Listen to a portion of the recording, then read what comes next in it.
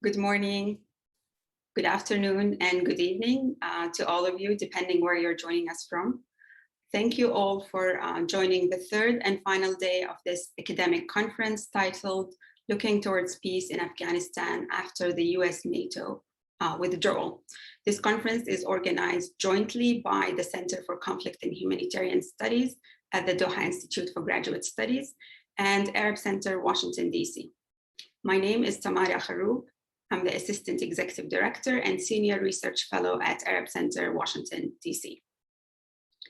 We are very pleased to be co-hosting this important and timely three-day conference with the Center for Conflict and Humanitarian Studies, bringing together leading experts on Afghanistan to discuss the most pressing issues of the ongoing peace process and intra-Afghan negotiations, and to discuss the prospects as well for a political settlement and sustainable peace, especially in light of the US-NATO military withdrawal planned to take place this coming September.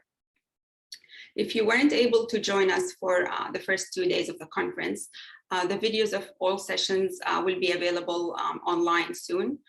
We had a great lineup of academic experts on Afghanistan and very interesting and insightful discussions that I would encourage all of you to go back and watch if you haven't. We also had a distinguished keynote address by His Excellency Dr. Mohammad Ashraf Ghani, the President of the Islamic Republic of Afghanistan, which we were honored to hear from and host. And we had an opening keynote by His Excellency Dr. Mutlaq bin Majid Al-Qahtani, Special Envoy of the State of Qatar for Counterterrorism and Mediation of Conflict Resolution. Today, we conclude the conference in this last day with another rich program that I am very pleased to introduce and welcome you all to. We begin the day with an opening keynote by Her Excellency Fatima Gelani, negotiator for the Islamic Republic of Afghanistan. We are very fortunate and honored to have Her Excellency deliver the opening address for today's program. The opening keynote today will be followed by two panels. Panel 5 will focus on women and inclusivity in the peace process and generally women's rights and human rights.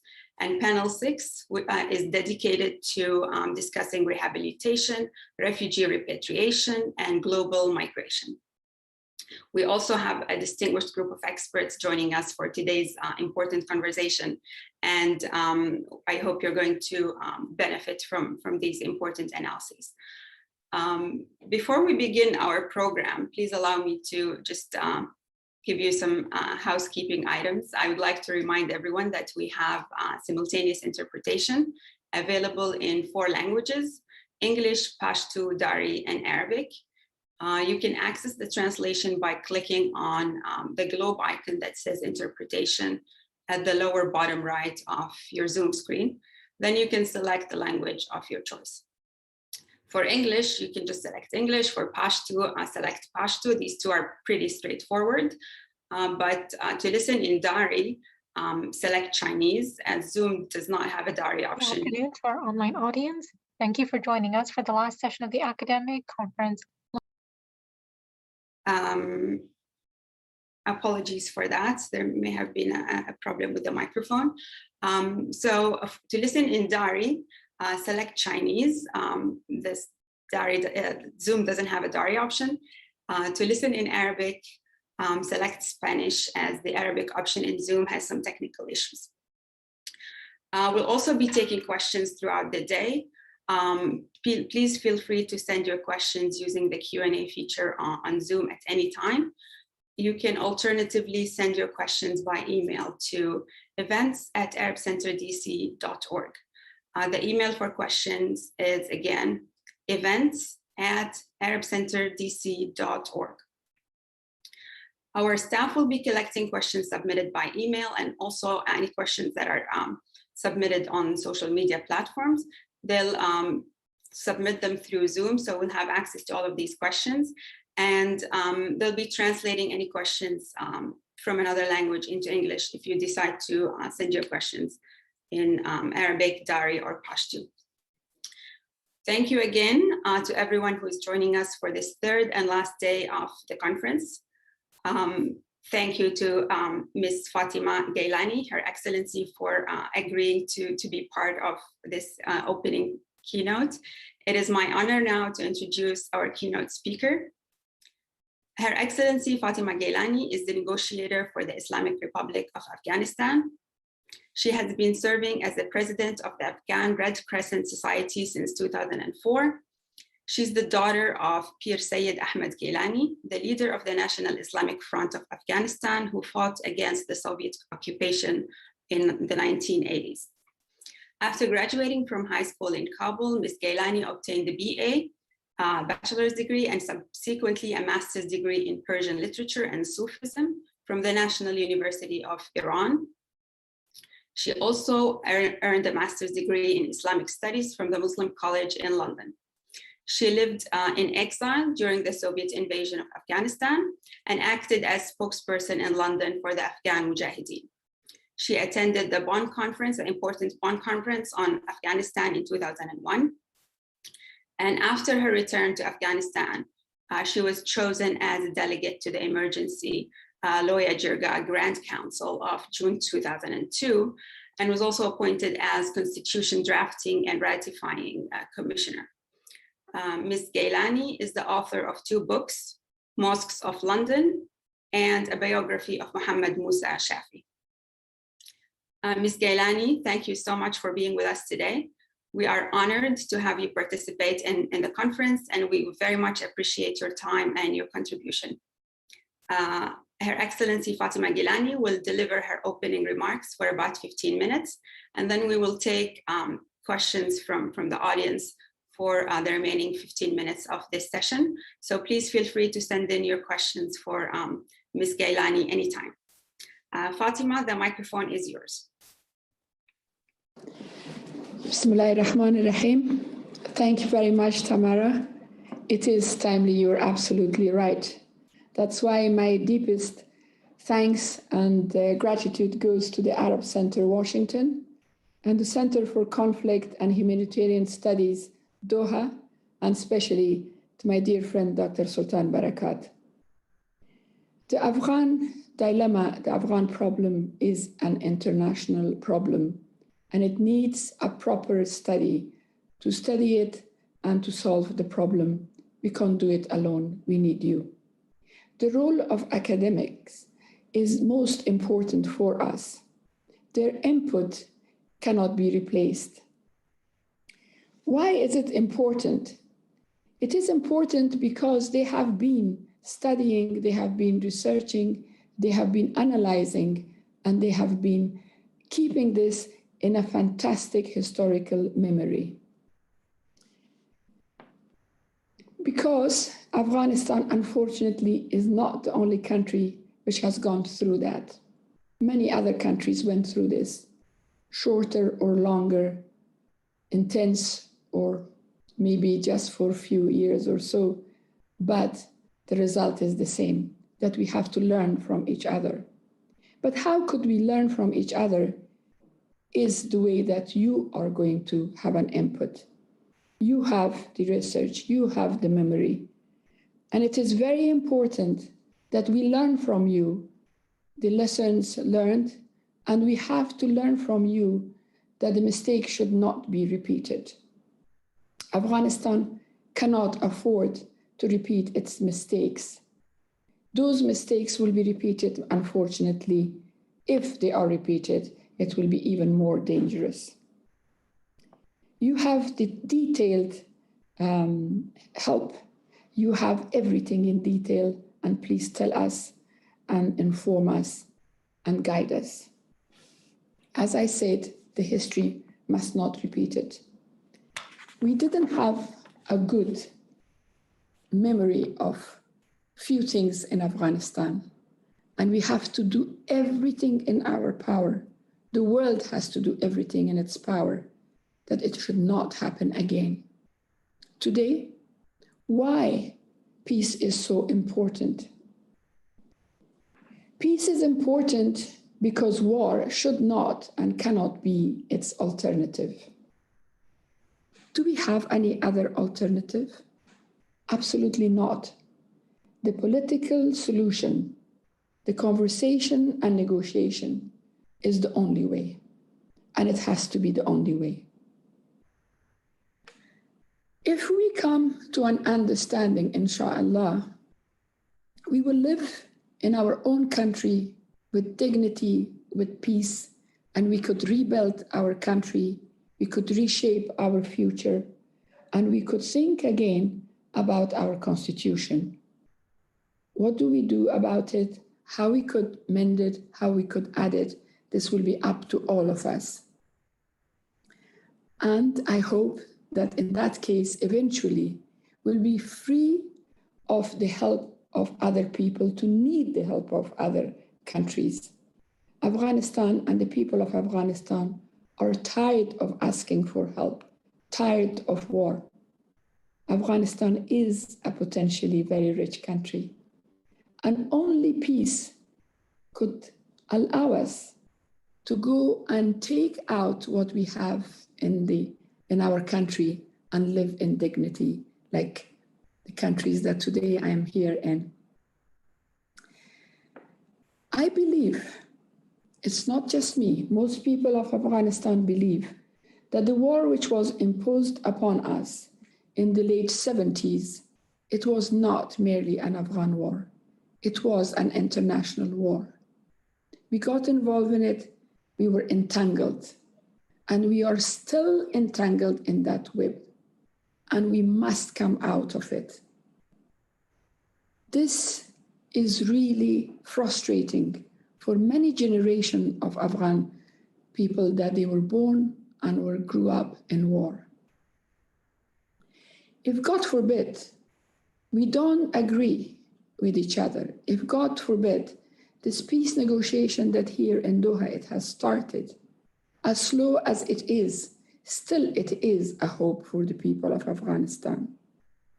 We must agree. If we don't, it will be a disastrous consequences. It will be irreparable. People will die. Everything will be looted and will be destroyed. Don't you remember the Buddha statue was destroyed? One of the icons of Afghanistan. Is it replaceable? It is not. This time, I'm telling you, it will be worse. If we don't agree upon peace in a proper political settlement, many countries that they have promised us, willingly or maybe because they had to, they will have the best excuse to walk away from us. We saw when countries walked away from us. We saw the consequences of the times that we went through a bitter, terrible war. The wars which was over everything, linguistic. First, yes, of course, we fought a superpower. We won that war, but we couldn't win the peace. Then started linguistic war, ethnic war, political war. And now, think about it. Do we want Afghanistan to be a battlefield of the region? Because the rivalry in region do exist. Let's not be polite about it. This is a very sad reality. We don't want Afghanistan to burn in the fire of other people's wars. People of Afghanistan, willingly or not willingly, have been caught in these crossfires. It is very important that our neighbors and our region should understand that peace is not just important for the people of Afghanistan. It is important for our neighbors. It is very important for the region. When we talk about peace, what peace exactly means to the people of Afghanistan? For the last more or less 10 months, we, the negotiators from the Islamic Republic of Afghanistan, have been constantly in touch online, like I am today with you, with the representative of the people of Afghanistan, the youth, women, and civil society, not just in one region, but all over Afghanistan. Sometimes these programs were organized by the Ministry of Peace. Sometimes the civil society, they themselves took the initiative to put us in touch with the voice of people. We heard them all. And I'm telling you, the message was so similar. They all had one message. And when they were asked that what peace means to them, the first thing they say that peace definitely is not the absence of war. Peace means an inclusion. Peace means safety. Peace means a fairness to the people of Afghanistan. Today, the people of Afghanistan see themselves in this new constitution. It is no more new. It is 20 years, but still we call it the latest constitution of Afghanistan. In this constitution, it doesn't matter what gender you have. It doesn't matter that what is your ethnic background, what language do you speak, or which madhab or way that you have in Islam, you're a Shia or Sunni, you're all the same and you're equal. This is what we are used to for the last decade or more. If I don't talk about women, I know that we will be talking about women quite a lot, but I need to talk about women. I was a part of the people who worked on this constitution.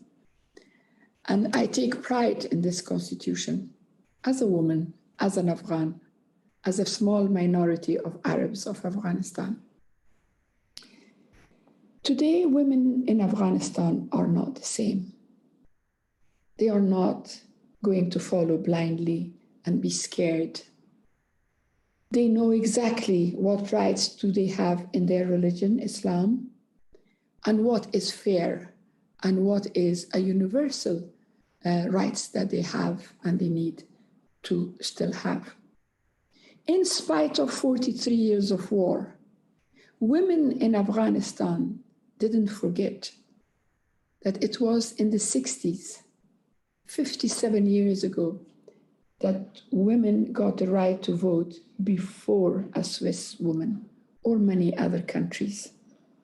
Women in Afghanistan, in spite of all the problems they saw, but they had in their heart and their head that when women went for the further education outside Afghanistan was as far as 100 years ago. But they also do remember that what did go wrong? It was war. That's why it has to stop. They know that what was imposed upon women in Afghanistan not very long ago in the name of their religion. At that time, it was imposed upon them. Today, they are not going to take it. They know exactly what right do they have. They are not going to take for granted what they have. They will die for it. They will fight for it. They want all the rights in the framework of Islam.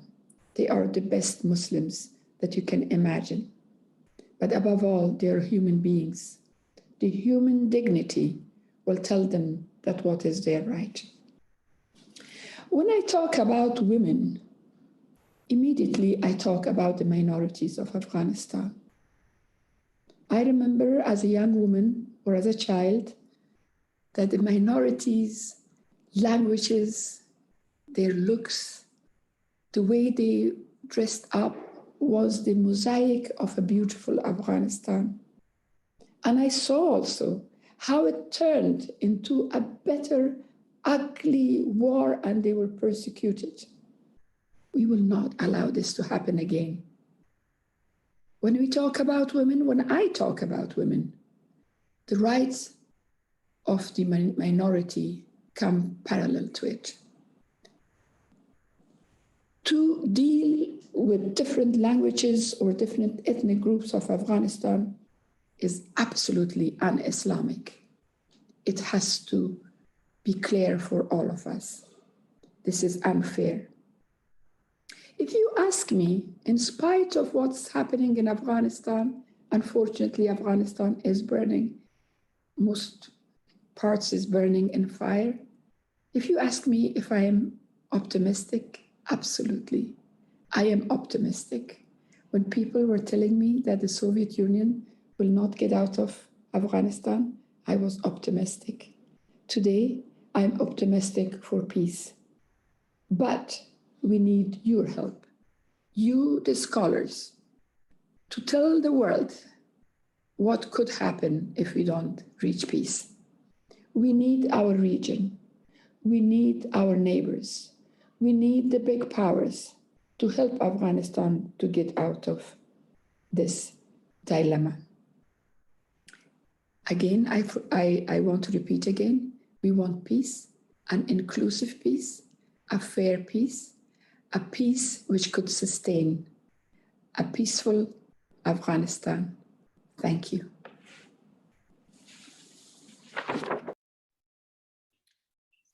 Thank you so much, Ms. Gelani, for giving us these invaluable insights and analyses into Afghanistan and the future of Afghanistan.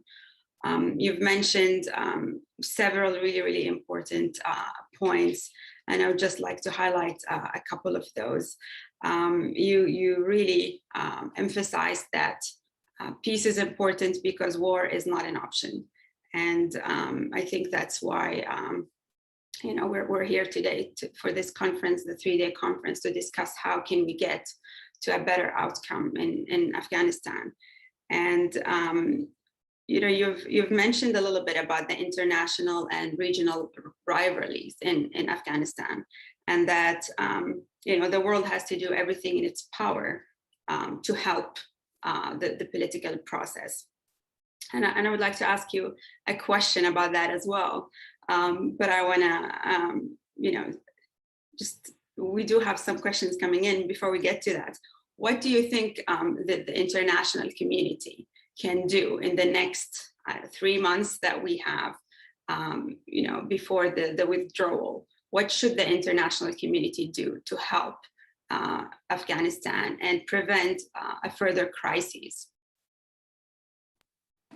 Thank you. It is a very important question. Now, many countries are involved in the peace process in Afghanistan, whether it is UN, US, or some European countries, or here, Qatar. I would like very much all of them to be in one page. I want them to be able to talk to each other honestly and see the good of Afghanistan and what is good for Afghanistan first and foremost.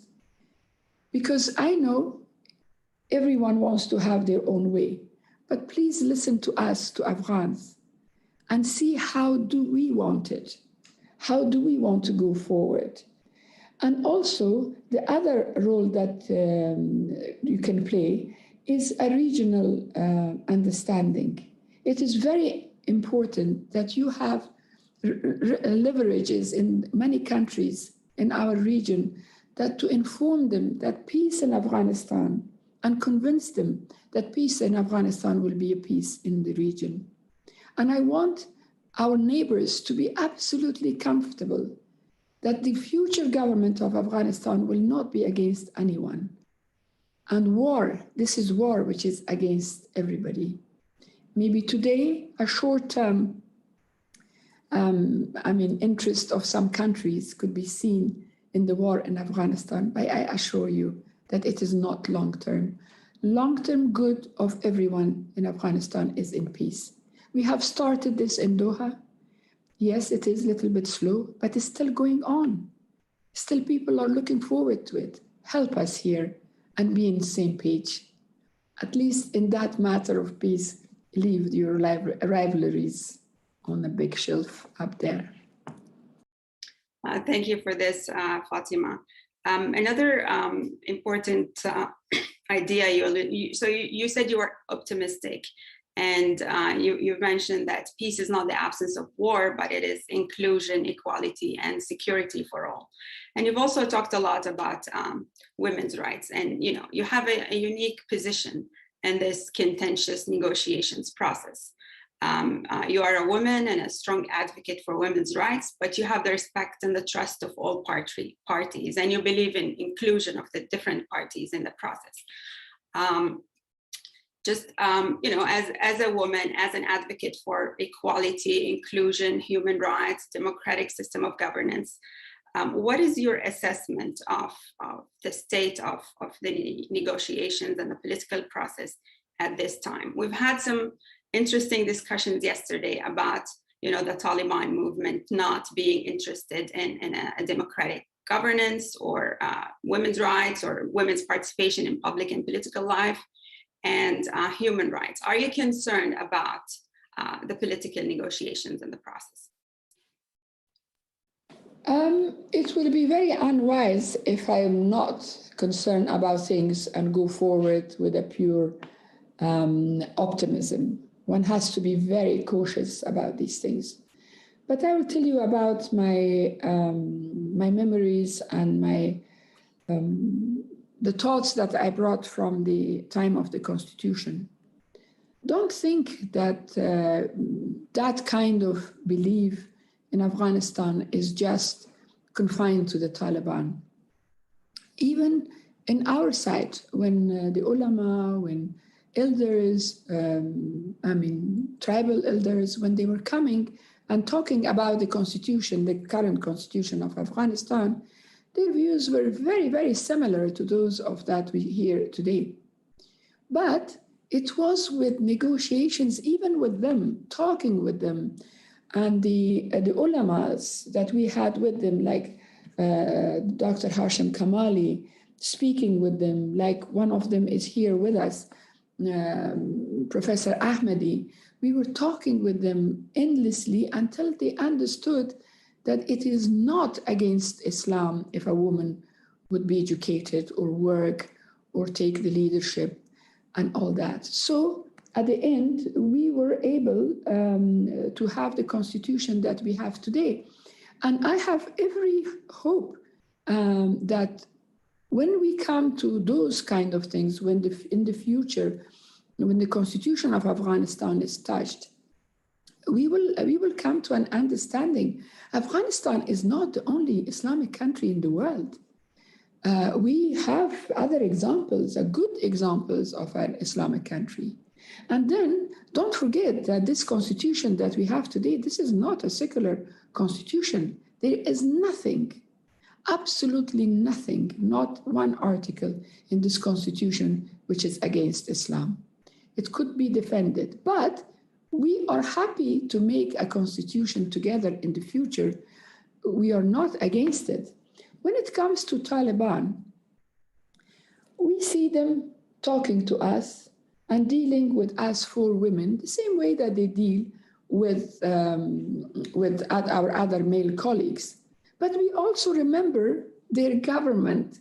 So we have to find a way not to be over-optimistic, but just close door and believe that nothing about them will change. Every human being will change with reason, with negotiation, with talk, it will change. You already see it in their, disseminations, but it comes only from their headquarters, that their view about women has changed. Women will be included and many of these talks. But we also hear from some of their commanders when they are interviewed, they talk even harsher than the government they used to have. So I'm sure that we will find the middle way eventually. Thank you, Fatima. We have a few questions. So there are a couple of related questions. So I'll address them to you together. Gregory Walton is asking, are there fears among the negotiating team that the recent military victories touted by the Taliban will, one, make them less likely to want to embrace negotiations, and two, imperil the rights of women in Afghanistan? Another question from Sarah Nabil. She says, you talked about Afghan women's, that today they know their rights about, okay, let me rephrase this. do you believe that the situation for Afghan women has changed in today's context? And another question from Sarah Nabil, why did the Taliban not agree to join the Istanbul conference? So we'll just do these 3 questions and then we'll do another round of questions after your answer. The fear is there, but the danger, of course, the fear is there that military gain will definitely end up into a chaos. We have seen it before. We have seen it before in the Mujahideens when they took the government, and also when the military we had, the army we had was dissolved, and we are suffering for it until today. The institutions were toppled, and we see the result until today. I, in my humble capacity, I tried very hard that we come to an understanding. I convinced my father to sit with Dr. Najib and talk. Unfortunately, we were stopped by many powers that today is not the subject. But what I'm trying to say is that if, God forbid, a chaos starts, and this domino effect, it will not be dangerous only for us from the Republic side. It will be extremely dangerous for the Taliban side too, because we know the nature of the fighters. When they win a little battle, they think that they have won the world. And then the possibility that they will not obey their leaders is very high. And this is what we have seen before in the Mujahideen's rank. And this is exactly earlier when I spoke in my opening speech, this is what I said, that we don't want the history to repeat. We saw it, and this should not happen again. And I'm saying it again. If they take it, if Taliban take everything by military force, their leadership will also have a problem with them, not just us. Why do I think that women in Afghanistan has changed? For the last 20 years, so many women went to the academic institutions, and they were highly, highly educated. They work, they know their right. Yes, in the villages, it is not the same. But we have a look, the concentration of people are mostly in the cities. Kabul, when I lived in it before the wars, had only 800,000 people. Today has 6 million people. So if we say that half of these 6 million people are educated, so already 3 million people, 3 million women are educated or will be educated.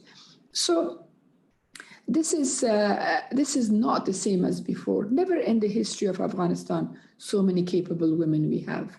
It is true that our peers started this to open the door for us, like Senator Humaira Saljuqi or many of these special women. But today we have many, many like me, like them.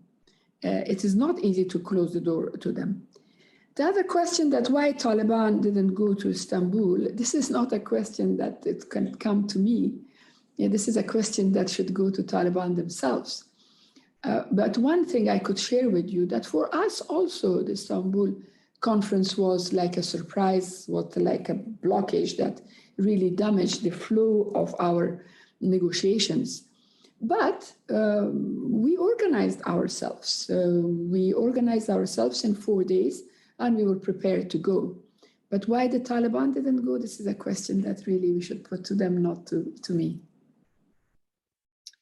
Thank you, Fatima. And we have time for another round of questions, so I'll address them all at once. We have a question from Imad Harb at Arab Center, Washington, DC. He's asking what social contract is actually being negotiated with the Taliban representatives in Doha. We have a question from Anonymous.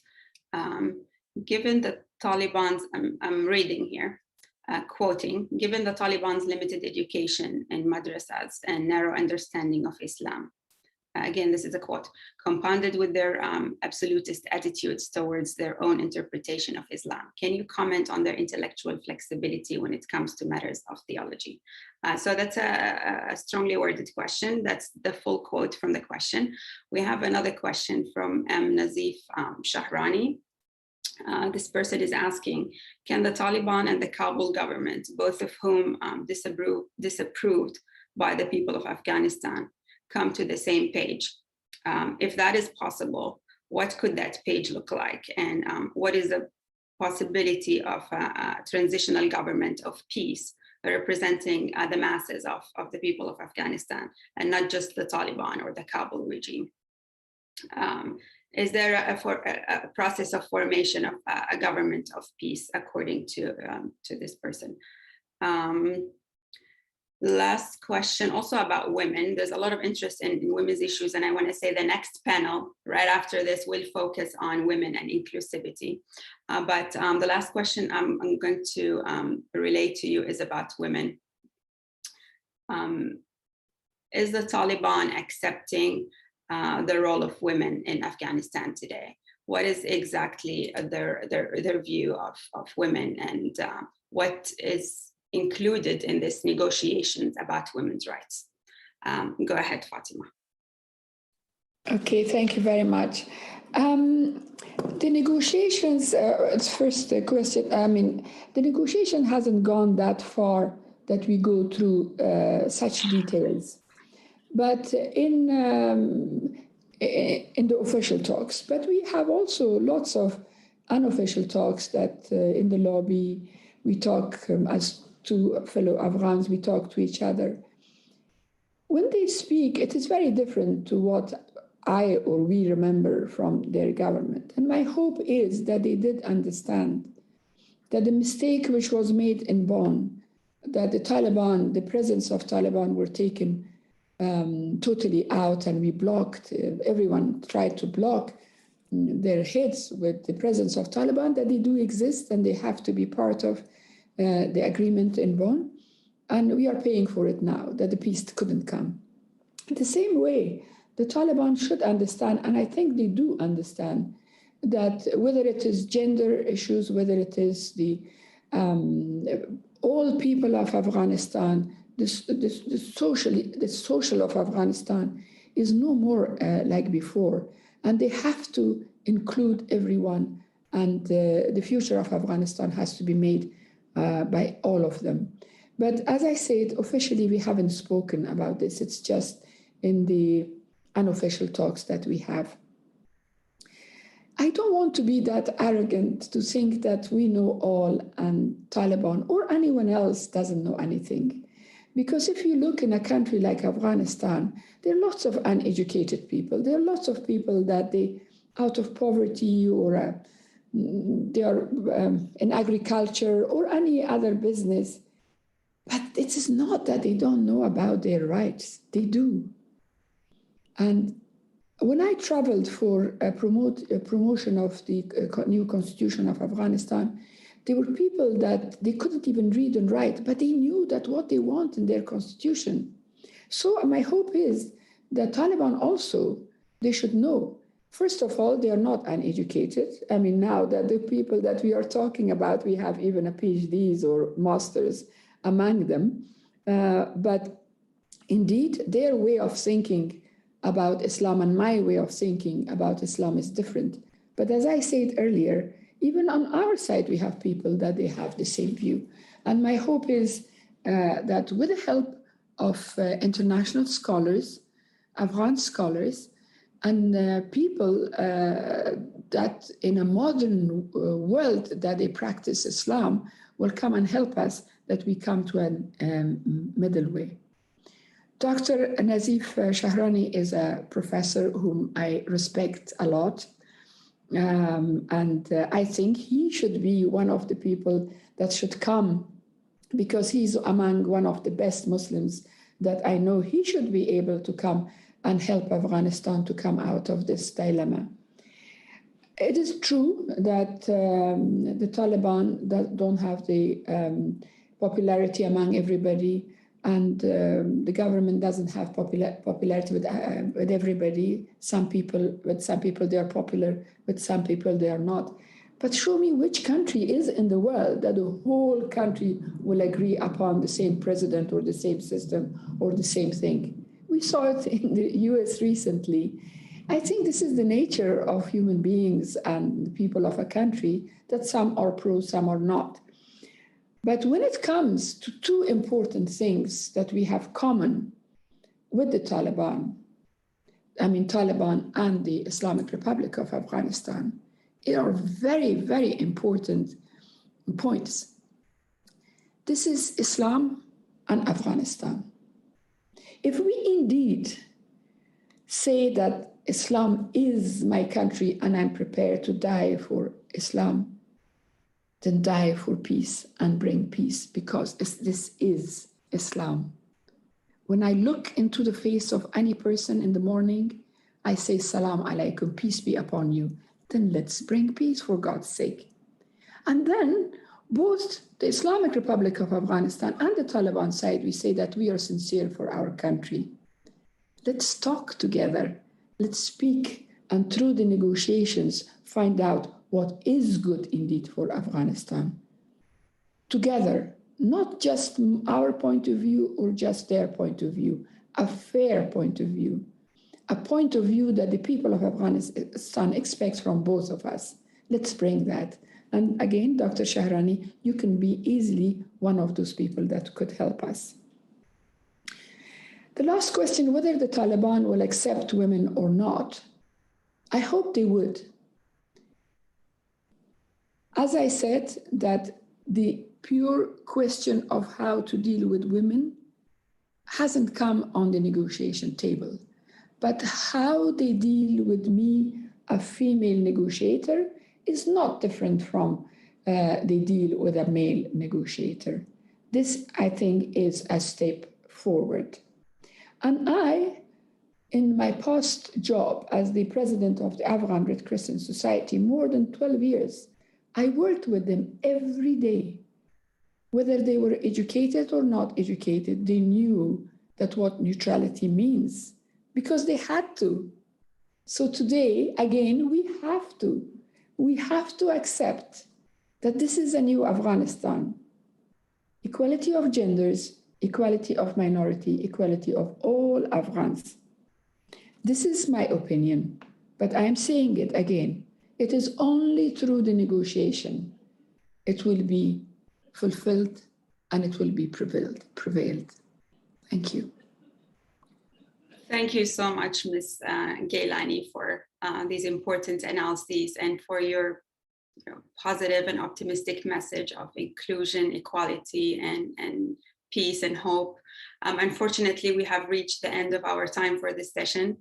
We could listen to many more important analyses from you. But for now, I think we'll leave it at there. I would like to thank you so much, Your Excellency Fatima Gelani, for these insightful remarks and for your time. Many thanks for being so generous and for your invaluable contribution to this conference. Thank you, all of you. Thank you very much. Thank you so much. Next on the program, we have panel 5, which will focus on women and inclusivity and the peace process. The panel will be chaired by BBC's Chief International Correspondent, Lise Doucette. Lise, you have the microphone. Thank you so much, Tamara, and greetings to all of our friends who are taking part in this excellent and very timely conference on the peace process or lack of peace process for Afghanistan. And this panel, the 5th panel, is on women and inclusivity in the peace process. And not only is it a great honor to be part of this particular session, but also a session which follows the eloquent remarks of Fatima Gelani. And in some ways, we are going to try to answer one of the crucial questions that Fatima posed, which is, it is both a simple question, but an exceedingly complex question.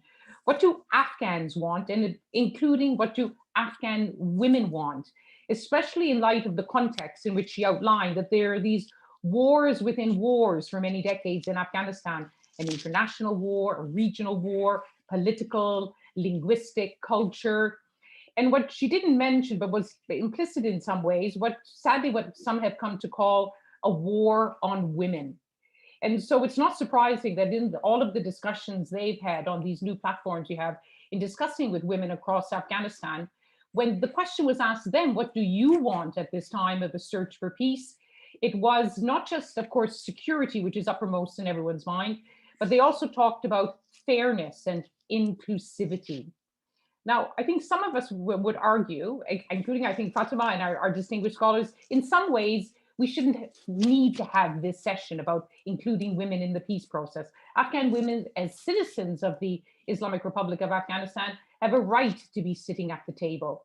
But sadly, in the context in which we all find ourselves, most of all Afghans, because of this continuing war, because of the 20-year engagement of the international community, that the question does have to be asked. And we're really fortunate to have three excellent scholars who've been looking at this in detail, not in particular to say why should women be involved, but how to bring women into the peace process in meaningful ways. And what is the context in which not just Afghan women, but Afghans and their international friends and allies find themselves.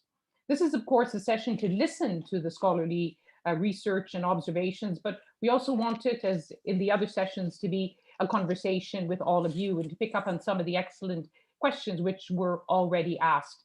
And to repeat what Tamara has already told you about in terms of the simultaneous interpretation, in case you are just joining us now, you'll see at the bottom of your Zoom screen to the right-hand side that there's simultaneous translation in English, Pashto, Dari, and in Arabic. And you can select either the English icon for English, Pashto for Pashto. Now, I'm not sure why, but Zoom seems to have given preference to the Pashto language, but that's okay. And they'll come along and soon they'll have Dari in Arabic. But in Dari, you'll choose the Chinese icon, and in Arabic, you'll choose the Spanish. And there you'll find your language of choice. And don't forget, again, to remind you that if you'd like to ask a question, there's the Q&A function also on the bottom of the Zoom where you can write your questions. If you don't want to send them there, you can also email the questions, and that's events@arabcenterdc.org. So we're really looking forward to this really crucial conversation. I'm going to just briefly mention our three scholars who are going to set out their papers. Each of them will have about 15 minutes, and we hope that they will meet this time because we want to leave time, of course, for questions.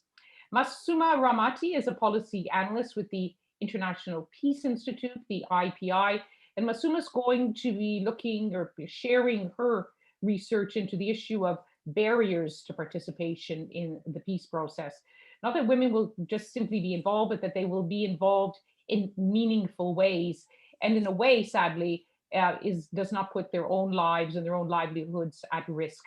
We're also joined by Orzala Shabnemat, who's a research associate of the School of Oriental and African Studies here in London, and she's also the director of the Afghan Research and Evaluation Unit, AREU, and I'm sure you're familiar with all of the really, really first-rate research they've been doing in Afghanistan, including this issue that we're discussing in this panel, which is about women's participation and what do Afghan women want. She'll be looking at both the context in which we find ourselves, including women find themselves, and also the position of all the sides in this process, including, as Fatima underlined, the international community.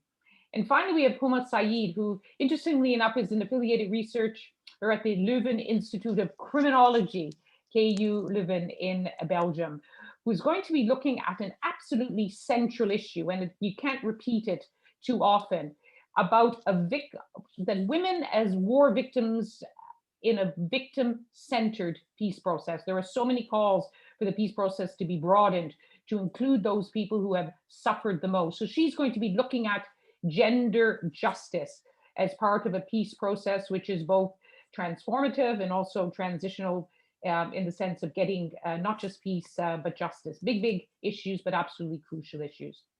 So let's start then with Masuma Ramati from the IPI with your findings about the barriers to participation in the peace process.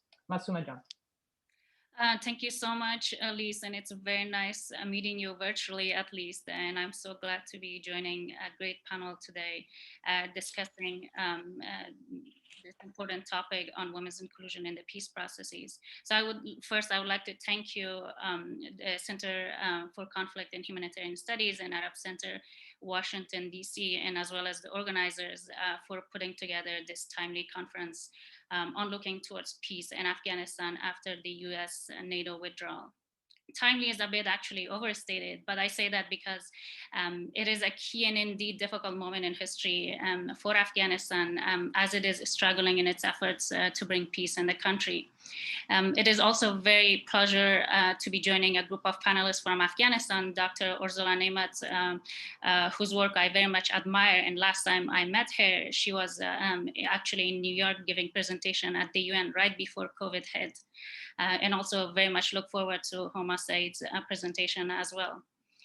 For those of you probably who don't know about the International Peace Institute, we are a research think tank based in New York City, and we are conducting research on a range of topics, including sustaining peace, peacekeeping operations, sustainable development, and as well as women, peace, and security. My own research on women, peace, and security focuses on women's participation in the peace processes. And here I would like to share a few points, specifically focusing on the case of Afghanistan and women's inclusion as was requested. I think we all know that right now Afghanistan is going through an extremely difficult situation. And just last week, the Global Peace Index launched its 2021 report ranking countries' peacefulness. And unfortunately, Afghanistan is ranked as one of the least peaceful countries in the world, followed by Yemen and Syria. Yesterday also, Ms. Deborah Lyons, Secretary General's Special Representative for Afghanistan in UNAMA, spoke at the UN Security Council and stated that the current situation in Afghanistan is unfortunately stagnant on all fronts: security threats, humanitarian emergency, and the third wave of COVID, and as well as the economic situation in the country. Amidst all of this, ordinary Afghan citizens are unfortunately paying a heavy price. A peace negotiation and dialogue among parties is perhaps the only way out of this conflict that has devastated the country for decades now. So focusing on women's participation and the barriers. So we all know that research, especially scholars and academia know this, that research shows that the peace processes that is inclusive of more women, where it is more than just add and steer and goes beyond tokenism, will result in a sustainable and durable peace. Let's also just remember that women's inclusion is also their very basic human rights. In the case of Afghanistan, we are seeing that women's substantive, and I bold that here in my remarks as well, that their participation in the peace processes unfortunately is limited. The inclusion of the 4 Afghan women delegates, and Fatima Gelani is one of them, of course, is something unprecedented for Afghanistan. And indeed, this comes as a result of persistent advocacy by Afghan women themselves, civil society, and support from the international community. However, it is still not enough, given that their views are often ignored in meetings and their role is very much viewed symbolic. In a report by Oxfam shows that between 2005 and 2020, out of 67 meetings, whether formal or informal on negotiation, only on 15 occasions women were present. The recent meeting in Moscow is, for example, another indication where there was only one woman part of the 12-member delegation present at the meeting, Dr. Habiba Sorabi. Another issue on participation to notice is the inclusion of diverse voices from across Afghanistan. Women are not a homogeneous group, and they have different perspectives, needs, political views, and priorities. Yet little attention is given to the need for diverse representation in the peace processes, which should be inclusive of all voices. Here, I would also like to highlight the importance of inclusion of young people, as they make up 63% of the population. Their participation in decision-making process as well as the peace process has been neglected, and not much attention has been paid to their inclusion on this topic. From the Taliban side, we know that there are no women representatives in Doha. This is at the time that, as Fatima Gelani as well mentioned here, that Taliban are claiming that their views have changed, but they have repeatedly stated that they will also ensure Afghan equals rights, where rights of women are protected by an Islamic system. But when questioning what this Islamic system would look like, we get very little answers on the specificities of this system that they're discussing. Also, in the areas where the Taliban have control in the country, women and girls, we see that they're denied of their basic rights. They're not even able to go to school, and their schools are banned in those areas. People in Afghanistan, especially women, are skeptical of the fact that Taliban have changed. Women's concerns in Afghanistan is not only about protecting the achievements and gains of the past 2 decades, but it is also about their exclusion from a peace settlement that may jeopardize their basic human rights. These experiences by women in Afghanistan reinforces the importance of their inclusion in any peace efforts where decisions are made that's going to shape their future. Another issue that I would like to raise here is the issue of protection. I would like to highlight that women in Afghanistan pay a high price as a result of their participation in public sector. And this includes their participation in the peace negotiation or working as an official in the government or civil society or as a journalist or human rights defenders. They're being targeted for their work and simply for being visible and speaking up. Some of them are actually also young people. Not long ago, 3 female journalists were targeted in Jalalabad. In Kabul, a few weeks ago, 2 female employees for Afghan film were killed. And in fact, Fawzia Kufi, who is one of the 4 women negotiators on the Afghan delegation team, was also attacked by gunmen in Kabul. UNAMA's report in 2020 on civilian casualty also found that women comprised 13% of overall casualties in 2020, and this targeted killings tripled in comparison to 2019. This new wave of violence against women peace builders, journalists, civil society, and rights is a tactic used to silence critics and opponents. There's also a need to look closer on the interlinkages between women's participation and protection in the case of Afghanistan, which hasn't been discussed much. While their representation is already limited, but it also comes with a heavy price on risking their lives in a very misogynistic society in Afghanistan.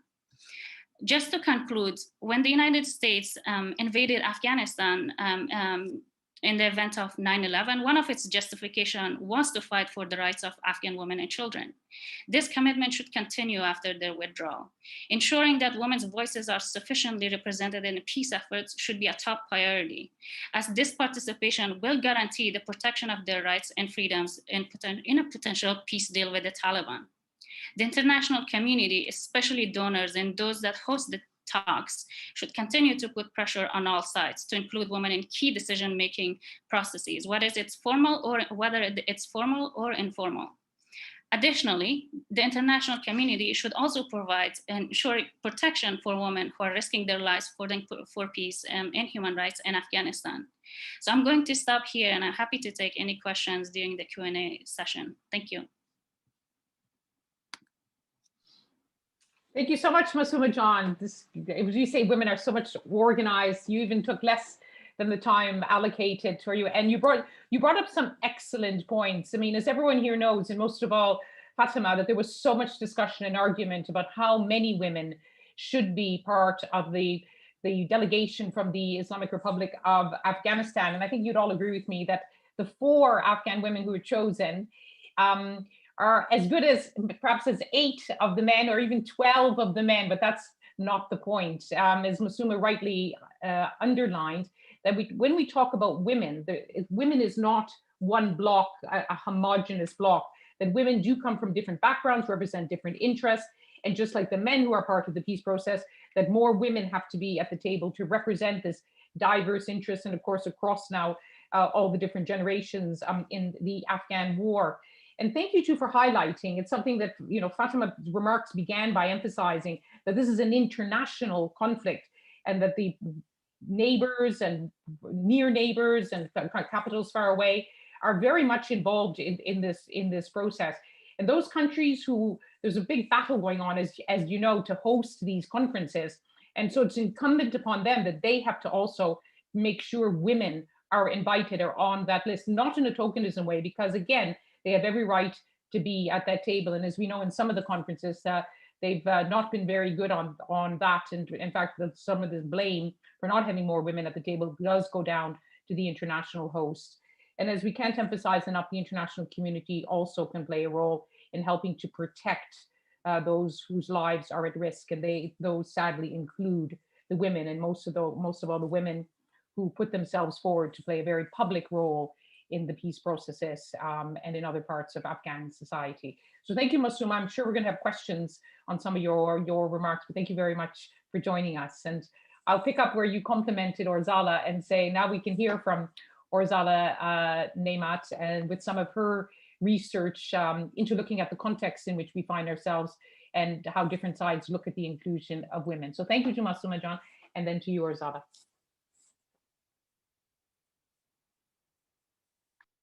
Thank you, Liz John. Assalamu alaikum wa rahmatullahi wa barakatuh.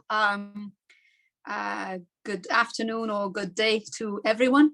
I'd like to start my remarks by sharing my gratitudes and thanks to Center for Conflict and Humanitarian Studies and Arab Center, Washington, D.C.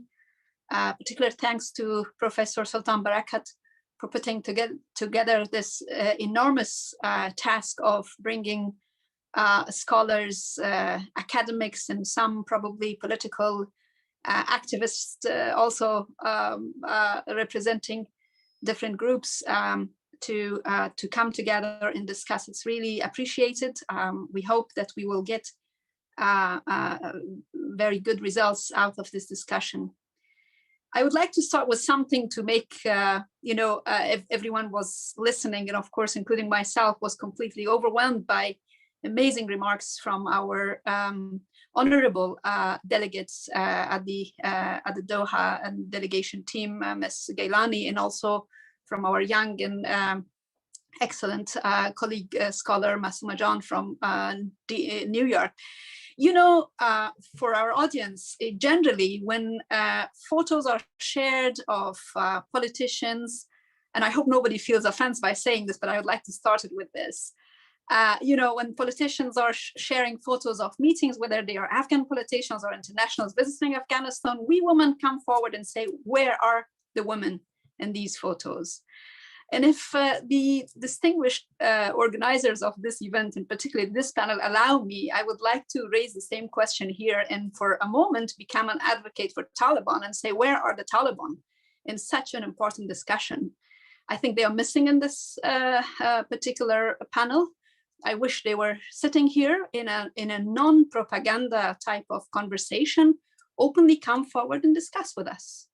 We are all part of a global society, and in this society, I think we all deserve to listen to each other, but away from making blames and attacking each other, but just in a very civilized way. So my hope and desire is that in the next phase of organizing these events, we would have people who would directly come forward and sit in these things and confront some of the challenges and issues that we talk about. So I think my fellow panelist, Masooma John, has made brilliant points about the inclusivity and why it is important and how we can have a meaningful participation of women. As Liz John mentioned, I will take a step back a little bit and first, as a researcher, obviously, try to question the peace process, because inclusivity in the peace process, are we really in a peace process? And with all, again, due respect, I would like to raise that question. Is it peace process, or is it more, could it be defined in a different way? As an Afghan, every day waking up in the morning, I do not feel that we are anywhere close to world peace. Masooma John shared the UNAMA report from the last year, 2020, and the first quarter of this year, just to sort of follow with some updates of it, shows a 29% increase, even from that reports from the 2002. We had 1,783 civilian kills in the first quarter. And mind you, the quarter did not end now, it ended before some major incidents that caused, more civilian casualties. For example, 23 young men, students were killed from one Azra district of Logar province, and 85 students, girl students killed in another school attack. Everyone is knowing about it, just referring to that. So they are not included in this 29% increase in civilian casualties. So for an average Afghan, we are nowhere close to peace or peace process. And I think that has to be noted by our distinguished international partners, and particularly by the parties in conflict, who all are responsible for these sharing their own part in continuation of the war and violence. And this report, these numbers that we are sharing is from a time that we are not talking about what is happening since the last few days. I think the social media, for those of you not following, is full of extremely worrying pictures of militias coming back into the scene, showing guns and showing the resistance. This is a normal, well, not acceptable, not justifiable for someone as a researcher who has been following the consequences of making militias and remaking militias and the dreadful consequences of that. But this is the reaction. Actions have reactions. Because we don't see any real and meaningful signs of peace from Taliban specifically, and examples of that was also shared by Ms. Gelani in the opening remarks. This is what is going to be happening. Further chaos, further distraction, and further deterioration of the situation. And frankly speaking, it seems already, unfortunately, late. It seems already extremely worrying and somehow, if I may say, out of control. We don't know. I mean, we knew people were armed. I am a little bit more concerned now to see this level of arming if we measure that through the pictures that are being shared of civilian men having guns in their hands. Now, I'm just raising that question because we need to be aware of the intensity of the situation. And sad to say this, but for political elites, and now when I say political elites, with due respect, I mean across parties, including the Taliban, I think I see still quite a strong disconnection between an average soldier losing their lives and those who are committed to take the peace process serious. This disconnection is not really helping Afghanistan and its future. Let's just be very honest with ourselves and with the people and make that point. And also, most importantly, the demands are also communicating that. Look at what are the demands from the Taliban side, a list of demands, and we're watching it, we are following it every day. Free our prisoners, okay, they are prisoners who were caught in the action, they were freed. Delist us from the terrorist list, how that will help an average Taliban foot soldier on the ground who will be losing their lives. Hundreds of them are losing their lives, and not all of them are foreigners, they are Afghans as well.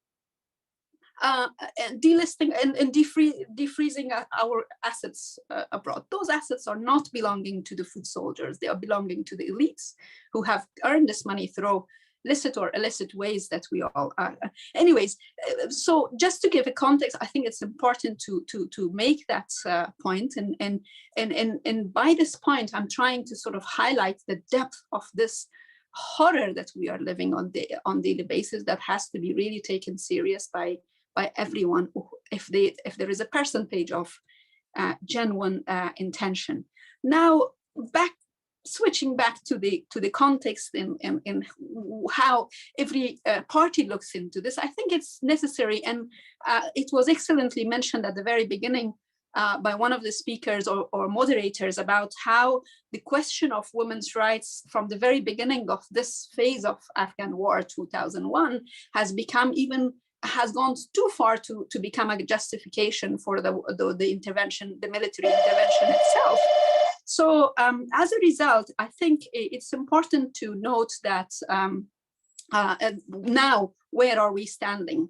So international community, if we could sort of divide them into two parts, I think politically, through the statements, we see always a commitment, a serious level of commitment in terms of, conditionalities and everything. There is also a sensitivity in terms of, excuse the background, Bill, but there is a sensitivity towards the question of some of the political parts of the international community are trying to communicate indirectly, though, through some articles published here and there, and say, the matter of women's rights is not an international commitment matter. It is something internal and has to be dealt within Afghanistan by Afghan people. Of course, no one from, and I am an activist with if I may say here, with 20 years of being in this field of my life, and I've said this way earlier, that no one from outside can save us, can protect us. We have to save and protect ourselves. True, but there are obligations by international community that we need to see that materializing in practice. And one of those obligations is to make sure that at this stage, when international community is still having a share in this whole process, there is rules of the game are very clear in terms of inclusivity and zero tolerance in terms of exclusivity of any party, including women. So the development aspect of the international commitments, I'm happy to say, is still continuing. There is a commitment. We haven't seen any change in the commitment of international community in terms of providing development assistance for girls' education, for health, for social services, and so forth, at least until it is possible to have such commitment. In future, in the longer term, we have to see, and I think under the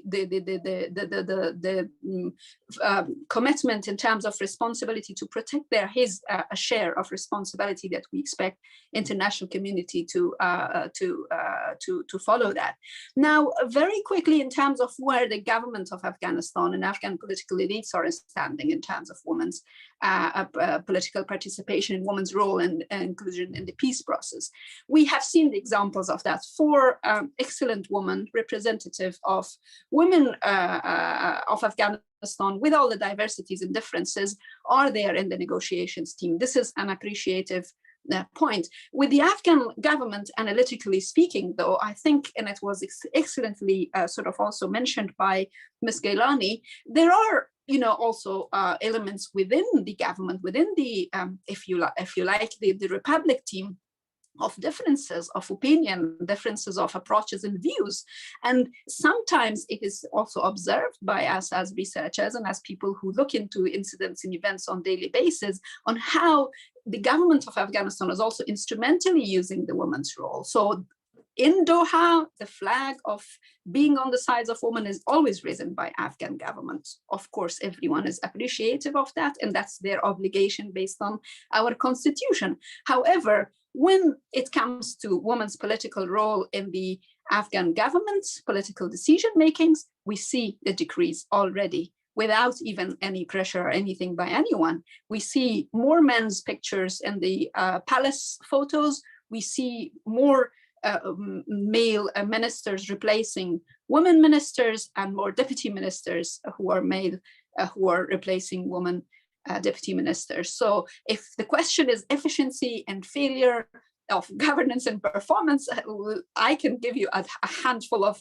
examples of male and not being efficient, but women are kicked out and not replaced by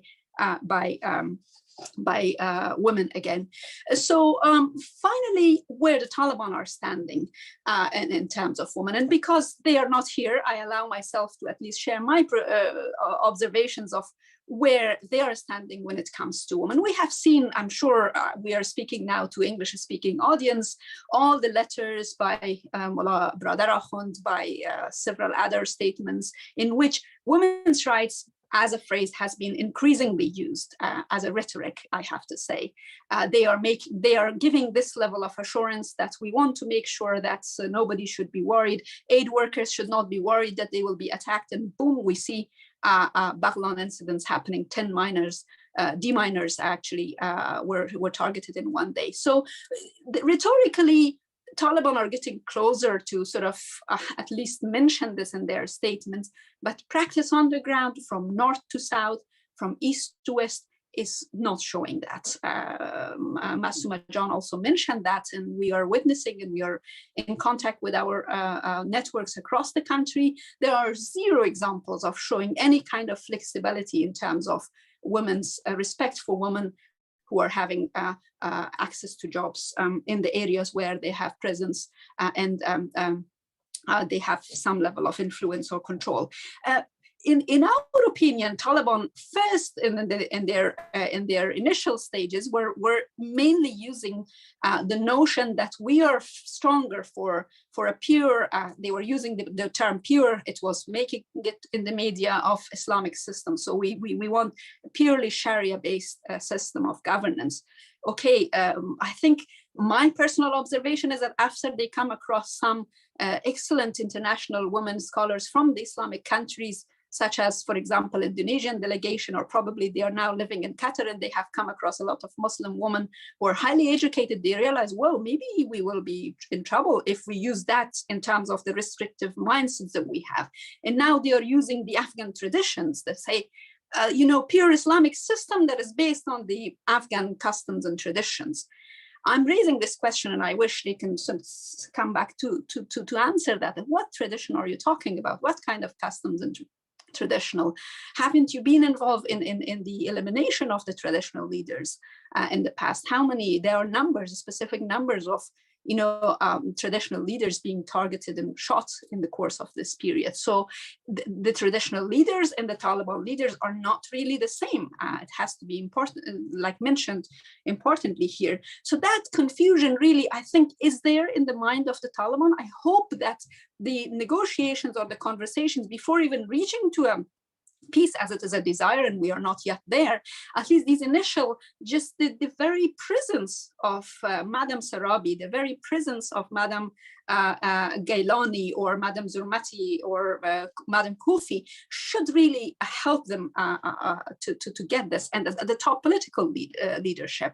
And the ground forces we see, unfortunately, still blaming and attacking, and this is not really helping us, because if it is principled, as much as Taliban are ready to fight for their principles, so are women, so are the rest of the people of Afghanistan, that will not take us anywhere to surrender to each other's demands, but we have to find a ground of having the capability of listening to each other and try to respect the coexistence of each other.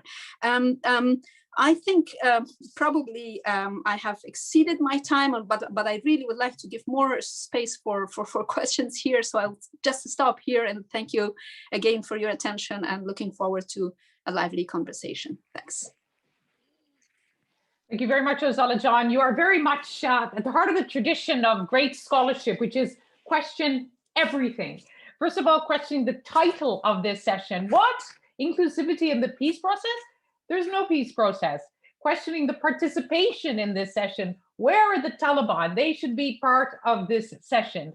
And then as you tasked yourself to look at all the different positions, whether it's the government or the international community or the Taliban, questioning all of them, saying, don't judge them by what they say, judge them by what they do. And you mentioned really important issues, and there's some questions already coming in on them. A government which of course is responsible for the security of its citizens, but we see an increasing reliance on militias. A government too, which is even changing some of the photographs inside the ARG. There's less women who are playing roles in the Islamic Republic of Afghanistan in all the various levels of governance. And with the Taliban, their rhetorical command, you made a very interesting point, which I hadn't quite noted before, the slippery slide saying women will be given all the rights within Islam. Well, which Islamic system? Are we talking Indonesia? Are we talking Malaysia? Are we talking Qatar? Are we talking Afghanistan? We see in so many different parts of the world, including in the Gulf, including in Qatar, that women are taking on greater roles. Well, will they do so in Afghanistan? Really, really important point. Words matter because they correlate with what will actually be happening on the ground. Thank you very much. And I think also in the great scholarly tradition, we started with Fatima Gelani with her trademark optimism. And you brought, I'm not going to say pessimism, but let me call it an aggressive pessimism, very active pessimism, to say it's not going well, it could go worse. Let's work really hard to ensure that it doesn't. We need all of them in this discussion here today. At this, as Masuma said, we don't want to keep using the word timely, but this is not just an academic discussion. This is unfolding on the ground as we speak. Good, thank you very much. Last but not least, we have Huma Saeed, who works at the Criminology Institute. Unfortunately, there has to be observations from our Criminology Institute at this stage of the war in Afghanistan, but really crucial concepts of not just justice, but gender justice. Huma John. Thank you very much. Greetings all. I would first of all like to thank the Doha Center for Conflict and Humanitarian Studies for organizing this amazing conference and for inviting me to attend as well. It is really an honor to be among this distinguished panelists, Dr. Nemat and Masuma Rahmadi, chaired by the great Luz Dusit, whose work, of course, I have always followed with enthusiasm. I have to perhaps provide maybe a little bit of background about a couple of concepts before putting more the argument that I like to present here,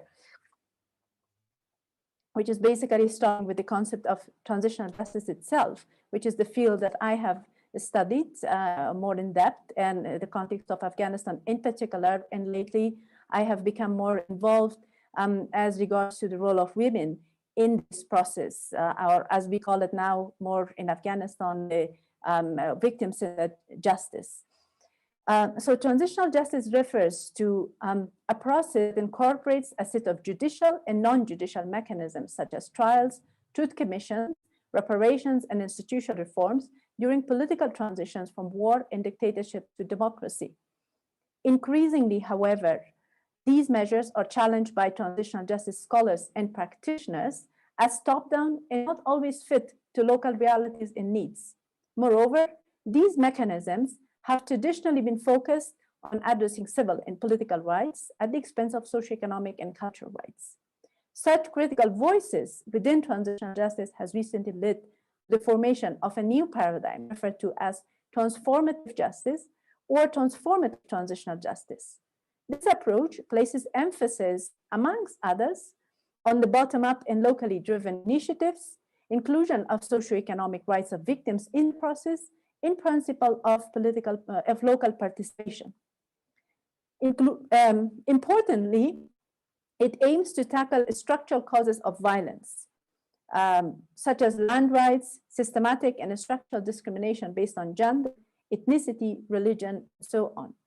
Gender justice must constitute an important component of a transformative transitional justice, which has to be addressed in peace processes.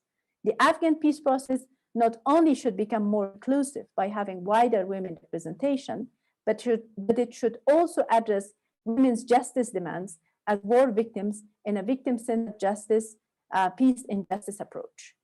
A victim-centered peace and justice approach can be considered a sub-paradigm within a transformative transitional justice context.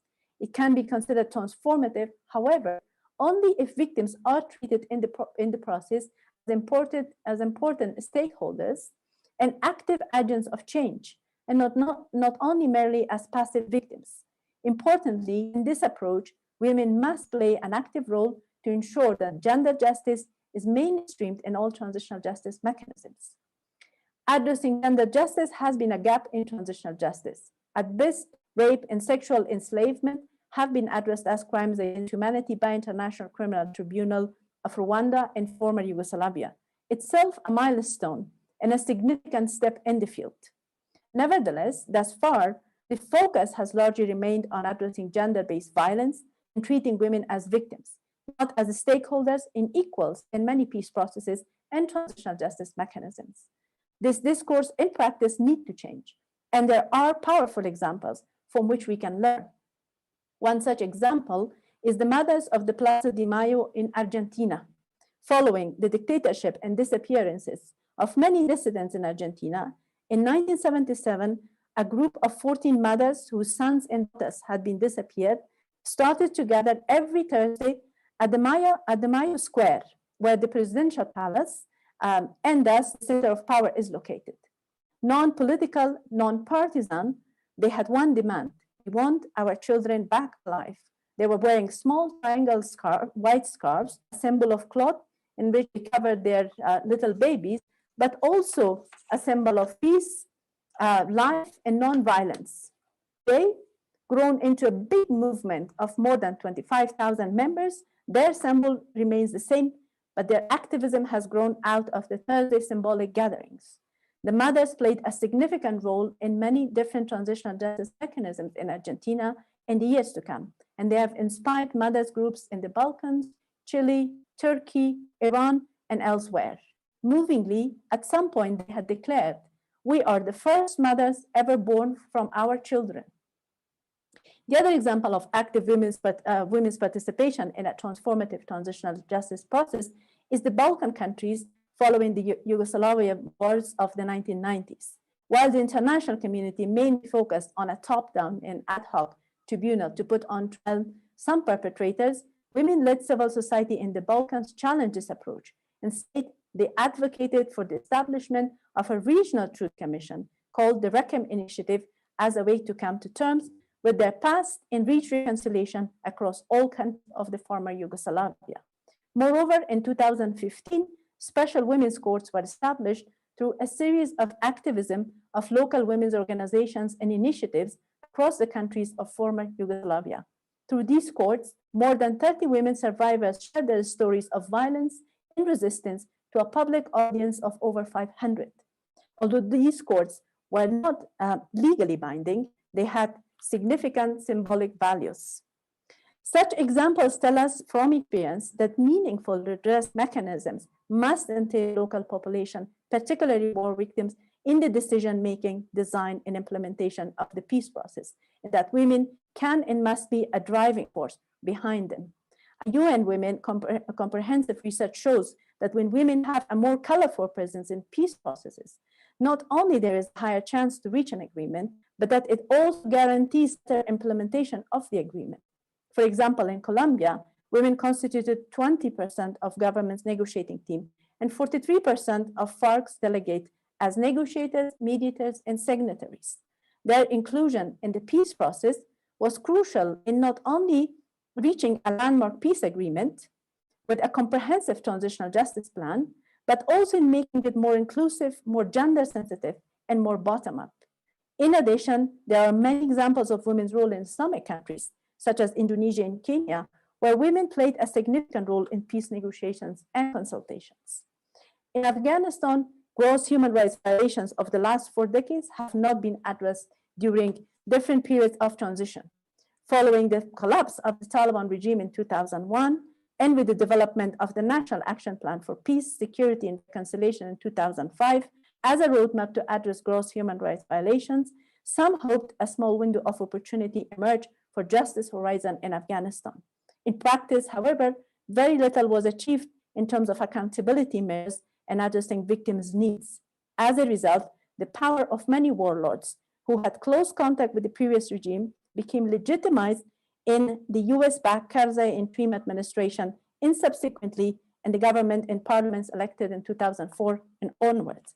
20 years later, Afghanistan is on the onset of another transition with an additional layer of ongoing war crimes and crimes against humanity that many fear will go unaddressed this time around too. As in any other conflict around the world, women and children in Afghanistan have been disproportionately affected in wars waged by men. There are more than 2 million war widows. At least half of Afghanistan's 4 million internally displaced persons are women. There are tens of thousands of war-related disabled women. And last but not least, 80% of adults in Afghanistan are thought to have some form of physical, functional, or sensory impairment, of which at least half constitute women who in general suffer from more severe mental disability than men. On the other hand, women of Afghanistan have been strong, resilient, and resourceful. They showed this not only when conducting secret home-based classes for girls and women for 5 years under the Taliban regime, but also with their ferocious struggle and sacrifices to achieve equality and justice. No one genuinely interested in democratic values, not least the women of Afghanistan, wants these hard conquests to be lost. At the same time, no one is as wary of this 42-year-long war as craving for peace as the people and women of Afghanistan. The question, however, many are asking at this critical juncture is, what kind of peace, at what cost? Since the beginning of the intensified negotiations between the US and the Taliban, many Afghan women have taken a strong stand by rejecting a peace that will come at the expense of all their gains and achievements. no matter how partial and unfulfilled these gains still are. Why should it be either women's rights at the cost of peace or peace at the cost of women's rights? An important entry point, therefore, for war victims and women is participation in the peace process, from negotiations to peace agreement to the implementation phase, considering that most negotiations about addressing past human rights violations and transitional justice mechanisms take place during peace processes. Participation as delegates of war victims and women is significant. Research on women in transitional justice context has shown that when women participate in peace process, their role in the transitional justice process is also more pronounced. Colombia is a good example to demonstrate this, where both victims and women's delegates were colorfully present, as mentioned earlier. Afghan women are not only being sidelined from participation in the so-called peace process, but they've also become a systematic target in a campaign of terror over the last months. This is a serious issue of concern because it raises questions about the intention of the US and its international allies over the last 2 decades, where rhetoric to liberate and empower Afghan women dominated and conditioned much of international aid. The issue of women's rights, therefore, does not only concern the Afghan population, it must also concern people in those countries whose troops and taxpayers' money were channeled to protect and promote women's rights. The current Afghan peace process not only should become more inclusive of women's participation in general, it should specifically place emphasis on women's participation as victims from different walks of life. Doing so requires raising awareness among war victims and women about their rights so that they participate as right holders, empowering them socioeconomically, and aiming them to remove institutional barriers. This will be a transformative approach in a victim justice-centered context. Thank you.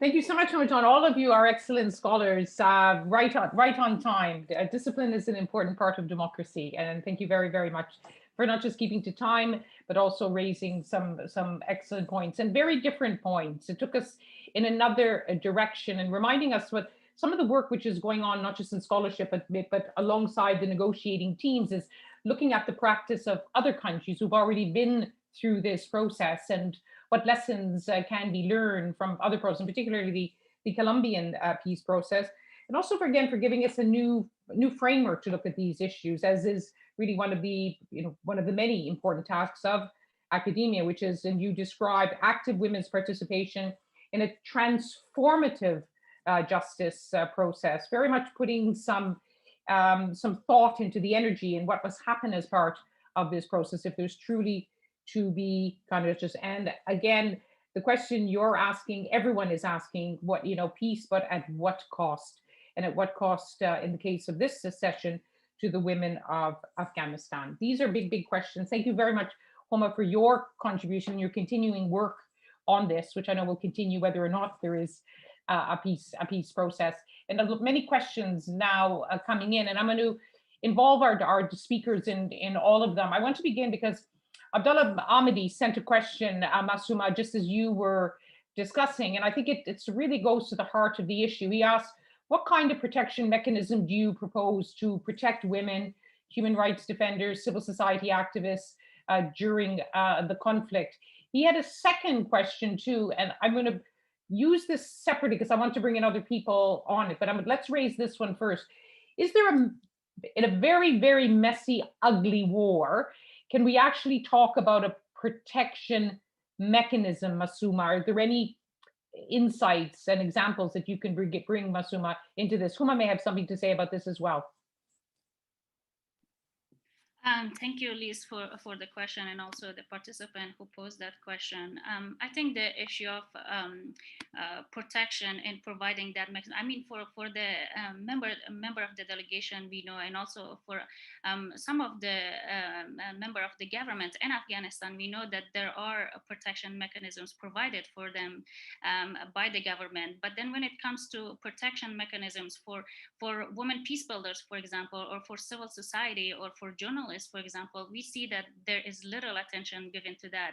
And to be honest, I don't have like a clear response in how that protection mechanism should look like.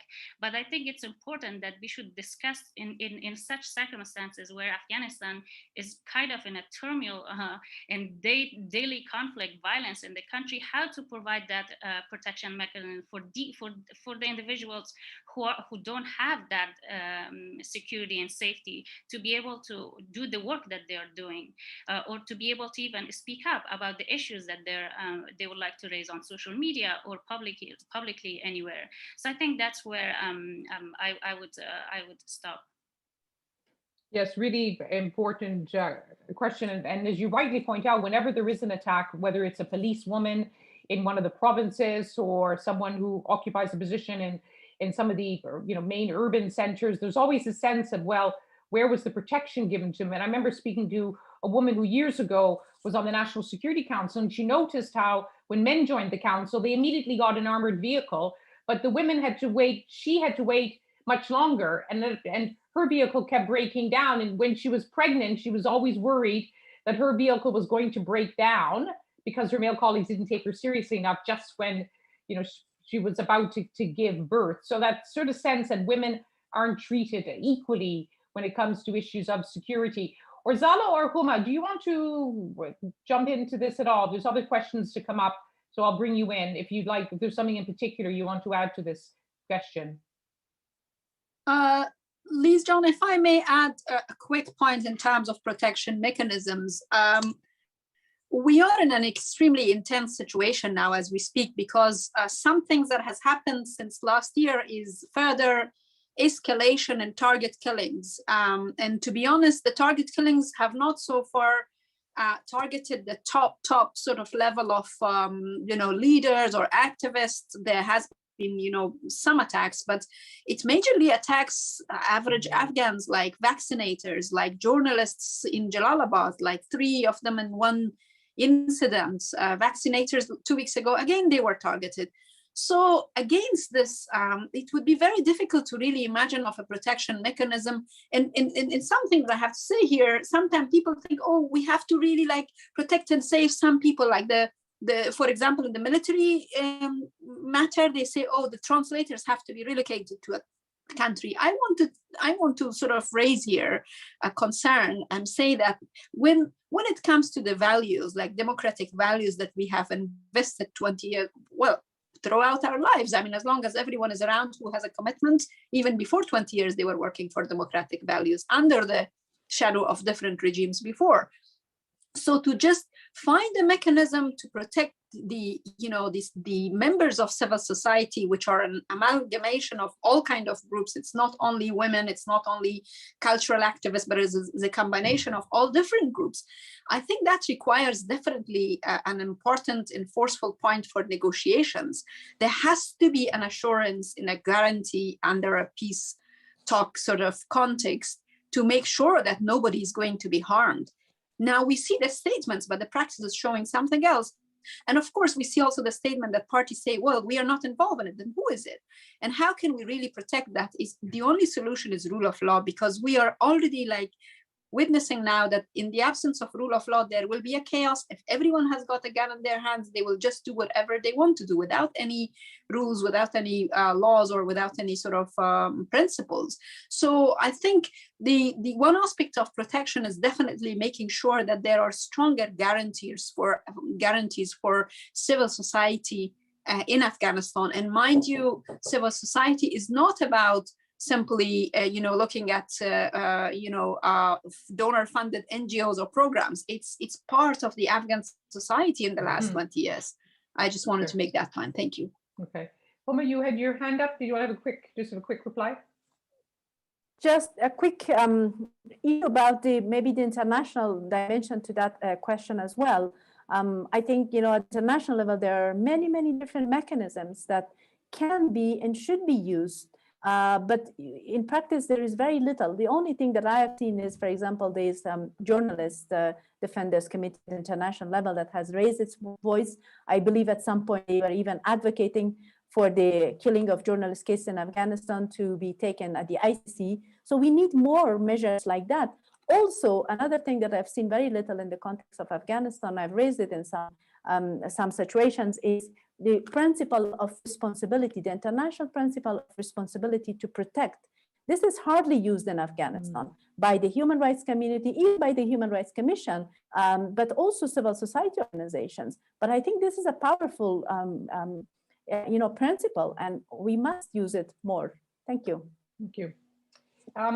We've got a lot of excellent questions coming in. We want to try to finish in the next 20 minutes. So I'm going to go through some quite quickly. Abdullah also asked another question. I'm going to raise it because it's being discussed now. And since Huma, you mentioned the Colombian example. In Colombia, the women played a really active role, as you know. But the Colombian negotiators have been saying, but they were outside the main negotiators. They had their own delegation, so they don't take a side. So the question would be, should a greater women's delegation join the Taliban side or join the government side? So some would say, you know, be another party to the negotiation, but don't think that the women's delegation should just be in joining the Islamic Republic of Afghanistan. Do you have a sense about how best to increase women's participation at the table? Huma? I think it should definitely be increased beyond the 4 participants that are currently. But also there can be other parallel, you know, sessions, mechanisms, you know, like a gendered justice or gendered, you know, in general, gendered task force, as for example was the case also in Sudan. Although the case of, you know, peace process in Sudan not very successful when it came to its implication, but women played a very significant role during the peace process by organizing this gender task force. And that was outside, that was more like civil society.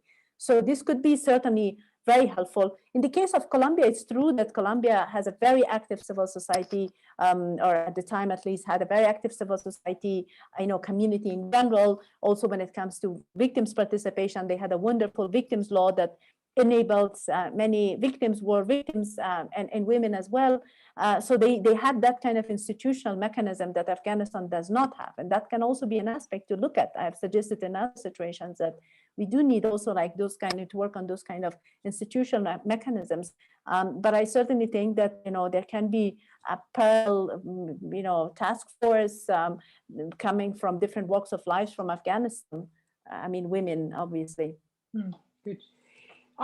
There's a question from Imad Harb, which picks up a bit, Orzala, about what you were talking about. He wants to know how successful has the Afghan government been in recruiting women into state institutions? And this is a crucial question because, of course, if there is a power-sharing government or a complete takeover by the Taliban, we're not sure how many women will be taking senior roles. So basically, how committed? We hear a lot about it. We see a lot more faces. What kind of a scorecard would you give them? Well, it depends on which period we are talking about. Initially, in the first phase of President Ghani's government, I think there were quite significant increase in the number of women in the political decision making at the time, including directors, deputy ministers or ministers. That has changed in the last year or two, especially after the second election. I think we know that the key positions are still unfortunately distributed on the basis of political power sharing, and that power sharing, if you are lucky that you have some sort of a patronage linkage with some strongman, then you get a position. If you're not, no matter how strong you are, even if the government, and also I have to say that here is also the vetting process by parliament that unfortunately is a complete disappointment, because the parliament is also not performed to be really supportive of women ministers. Several times the government put ministers forward as nominees, and they were not really accepted by parliament, even though they were quite qualified, because women are still not part of this very powerful patronage network of knowing how to make deals behind the scene and, you know, paying and all that kind of money that is required to basically earn a government position. So within this kind of context, it's a complex situation, and unfortunately, increasingly there are elements that take us to the level of being more concerned about a woman's active role in the political decision making. Either women who are coming are not qualified or underqualified for their performance, hence they cannot have a really good performance, or they are, as I said, basically replaced by men who are more closer to the power circles, who get access, and that is not really a very healthy and beneficial as a way forward. As I said in my sort of analysis of different groups, if I just sort of add that as well, I mean, within this current context, government is the closest of our allies as women, demanding stronger and more meaningful participation in the political decision making. But that doesn't mean that government guarantees a full participation and meaningful participation of women. There is a very, very long way to go there, and we are hoping that together and in unity, women can sort of achieve more, lobbying for the government and lobbying for those who are completely not seeing our existence. Okay, I have a question here. I'm going to keep you for this one too, or Zala as a not just a distinguished caller, but a distinguished woman of Jalalabad, of Nangarhar province. We're asked by Jibril Bar, and I'm going to quote, he says, people speak of women's rights in Afghanistan, but no one's addressed the fact that the majority of Pashtun women are proud of their culture and heritage. The Pashtun culture is conservative, enforcing Western social norms on women who are genuinely happy with their lives. Is that not an abuse of their rights? As you said, as a Jalalabad, as a Nangarhari, to be very precise, woman, I just wonder, what is a Western culture? I have now a handful of relatives, young, all of them, active, and to be honest, one of them actually was unfortunately injured when she was pregnant, nearly 9 months pregnant, on her way to a doctor, a woman doctor, on her way to her job. She was injured and still would not give up staying at home and not even taking a period of, you know, being at home and not moving out. And when I reached her personally, she's not a very direct relative, but sort of a distant relative. When I reach her and I say, like, can you not, like, you know, your baby is due and you have to at least rest. And she says, you know what? My mother rested. My mother was told when she was pregnant, when the Taliban were coming and say that it's a matter of a few weeks, just stay home. When things get settled, then we will bring you back. And remember what happened at that time? This young woman was a child, but she says, I remember enough that that was not a matter of a few weeks, it was years. So, I mean, Nangarhar has, we just had in the morning another session in where I heard one of our researchers was talking about the high percentage of literacy and educated women are living in among the Afghan provinces in Nangarhar, particularly in Jalalabad city. I think it's really harsh to say that it's a conservative. Even I'm criticizing sometimes our own research at AREU, which is categorizing, you know, localities by conservative versus more liberal. And when you go deeper, you find complete opposite you know, results. Yes, there is a very strong conservative rule. We all live within those norms, but conservative norms does not mean that women are completely ignored systematically or they are discriminated against. If we look into the factors of agency within women, the women under the burqas, don't be deceived by their appearances. They are all covered completely with the burqas and with the traditional dresses, whatever they are. They are powerful and they are game changers in conflict resolution and different parts of Pashtun communities. And that doesn't limit to Nangarhar province. I would say it's in the entire country, north and south, or among Pashtuns or non-Pashtuns.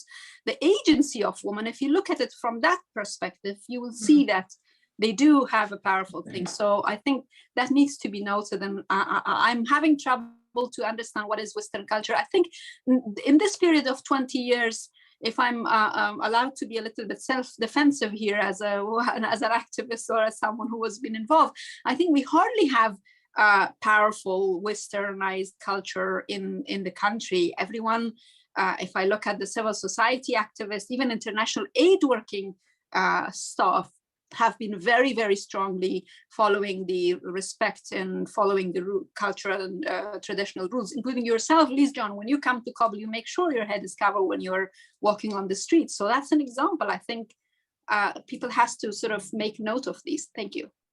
Thank you. Yes, and I think it also brings it back to the point that Masuma made, which is women are not homogenous. That there will be women who will be living in a much more conservative, villages or parts of society. But I always quote Shahrazad Akbar at the Independent Human Rights Commission. She said, in the last 20 years, women have changed, and they all want different degrees of freedom. Some women want freedom to go to the clinic, to take their daughters to school. Some women want to be ministers. Some women want to be, CEOs. They all want something greater than they did, let us say, 20 years ago. But thank you, Jabal Bar, for the question, because it is an absolutely crucial one. Nazif Sharani is our best student today. He's asking many questions. I'm going to pick up one, which is for you, Huma, which is he's asking, what would be an effective strategy in promoting a transformative transitional justice movement for women when there's a government which is either sharing with the Taliban, or the Taliban are in charge? I don't know whether you're thinking that far ahead. I mean, you've been looking at it in the terms of the current peace process or lack of it, but would there be anything which should be thought of in advance now? In the context of my own PhD research among for example, war victims, half of whom were women,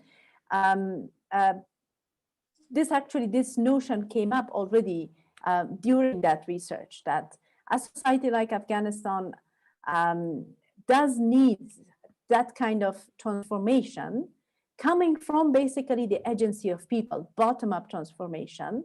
And in the context of Afghanistan, it very much means focusing on addressing socioeconomic needs of people, addressing some of the very basic needs of people. So that discourse, if you look at kind of globally, at least from an academic point of view, in the context of Afghanistan is different. In my view, the whole transitional justice scheme is quite different in Afghanistan. What I've argued, even in my thesis, was that we need first transformative justice in the sense of, raising basically that agency level, empowering local participation, because that's what a transformative approach entails: empowering local participation, asking what they want, trying to understand what is justice for them. That's what I was trying to do in my PhD research. Like, what is your understanding of justice?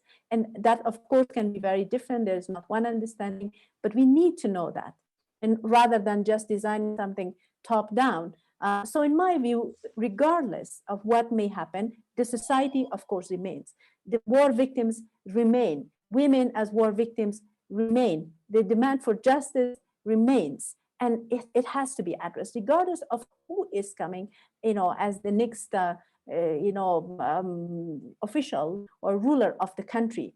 Because also experiences in other countries have shown that unless such demands are addressed, we're not going to have ever a peaceful society, a sustainable society, let alone a reconciled society. Of course, these are extremely complicated questions for Afghanistan, but I also do not see any other way to shy away. We have already shied away for too long. We have not addressed them for too long. And that, in my view, is part of the problem of why and where we are today, especially with the culture of impunity. I think there are then, of course, when it comes to specific mechanisms, I believe there are many ways, starting from local empowerment. Some has already been done. We have seen some of the good results. But what has not been done is like with this kind of gender justice, or focusing on war victims, focusing on women as war victims. I think we need to bring that kind of more focused lens in the discussion. And sorry, may I just add one point actually to the question that was asked before about like how to enhance women's role in the Afghan peace negotiations. that came to me later, but I've also said it in some other situations that we basically know nothing about the, women, the Taliban side and women. There are no women from the Taliban side in the negotiation, and we know nothing. So in my view, that would also be a very valuable, contribution. What do the women, as supporters, as families of the Taliban, how do they perceive such issues? Thank you. We're getting a lot more, not just questions, but people who would like to speak. I'm just going to bring Masuma in for one last question, since I didn't. And again, it's from Nazif Shirani. And I'm not sure whether you would have something to answer. He wanted to know, he's picking up on something Orzala mentioned, where are the Afghan feminist Muslim scholars to challenge the Taliban's interpretation of Islam? Well, I suppose I would say that the three women we have here are certainly challenging, or at least engaging in a dialogue, let's say it that way, about how do you understand and interpret women's rights. Did you want to engage on that, Masuma? And then we have a few men who would like to actually jump into our conversation, and they're part of the solution. So, Masuma. Sure, thank you, Elise. So I think that question, I mean, as you rightly said, there are three women, Afghan women present here speaking on these issues. And I don't think that, I mean, everyone's definition of feminism is very different than me or than Dr. Orzala or Homa Said. But for me personally, it's having the opportunity to be able to, do what I want, being able to get an education in Afghanistan if I would like to return in the country, or for my family members who are female, being able to, for them to be able to go to university or whatever career they like to choose. I think there isn't in the notion of feminism, the idea of feminism in Afghanistan. It's to me personally, based on my own work, it's a huge issue to unpack, but at the same time, I think there needs to be a lot of conversation on these issues together with women in Afghanistan, and how they see and how they view feminism from their own perspective, living in an Islamic society. So that I also wanted to add one more thing based on a previous question on the inclusivity of women, and how that inclusivity looks like in the current form in the Afghan peace negotiation. So we definitely would prefer to have more than four women talking about women's issues, but also something else that I struggle to understand is why the men members who are in the delegation, why they're not talking about women's rights issues, because this is not only about women talking about women's issues, but it's about everyone's. So I think this is also something that we should keep in mind when talking about women's human rights and women's participation in the peace process as well. Yes, thank you. And I think, Fatima did mention that the men actually, but I've seen myself when I've been to Doha, that the men do talk about women's rights. So much so they said, well, why is women's rights going to be on the agenda? We all take it for granted that women should play a part in the peace process. But of course, it's really good to emphasize it.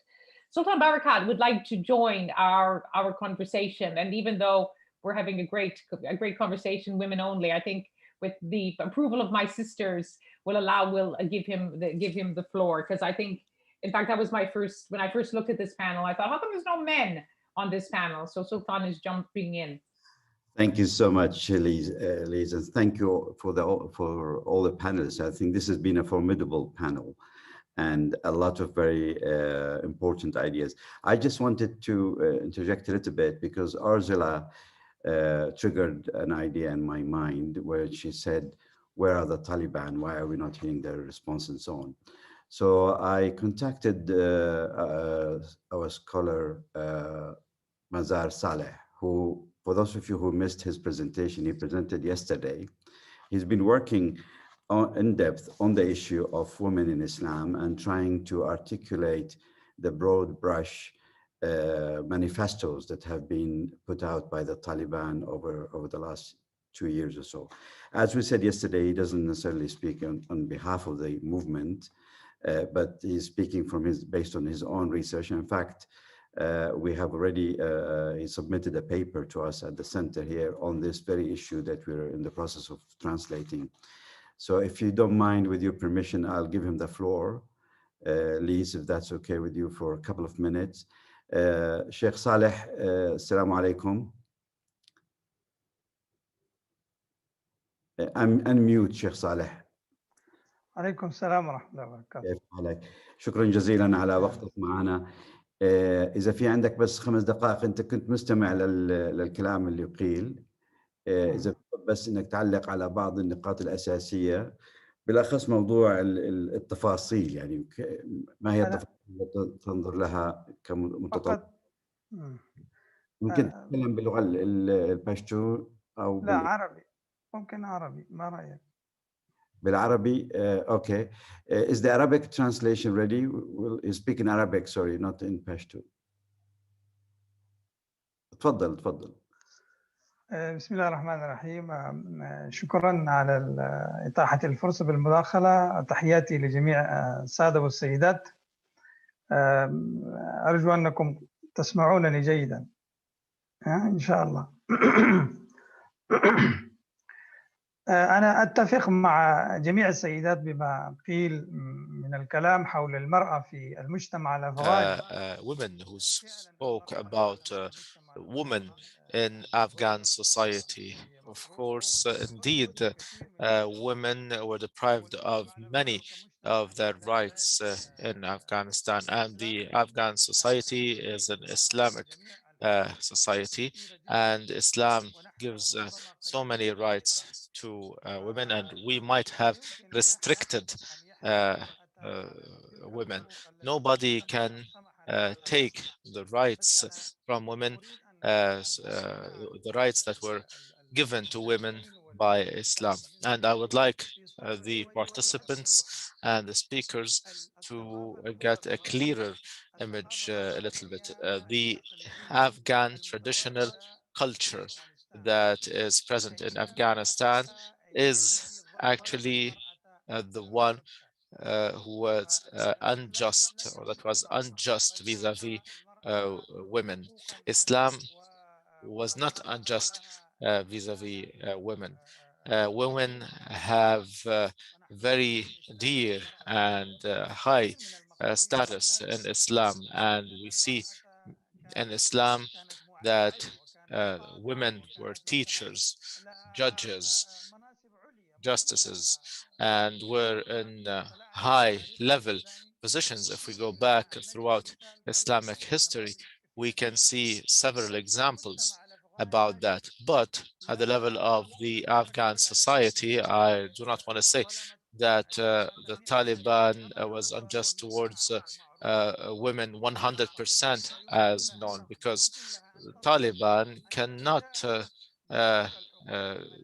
be unjust or ignore the rights that were given by Islam to women, because sometimes it is said that Taliban was unjust towards women. Yes, there are some problems, but in general, we can say that Islam is the context of operation, and Islam gave high status for women, and the Taliban cannot do away with the status and with this right, or these rights. And as I have said previously, the main problem at the level of Afghan society is the traditional culture from generation to generation that did wrong to women.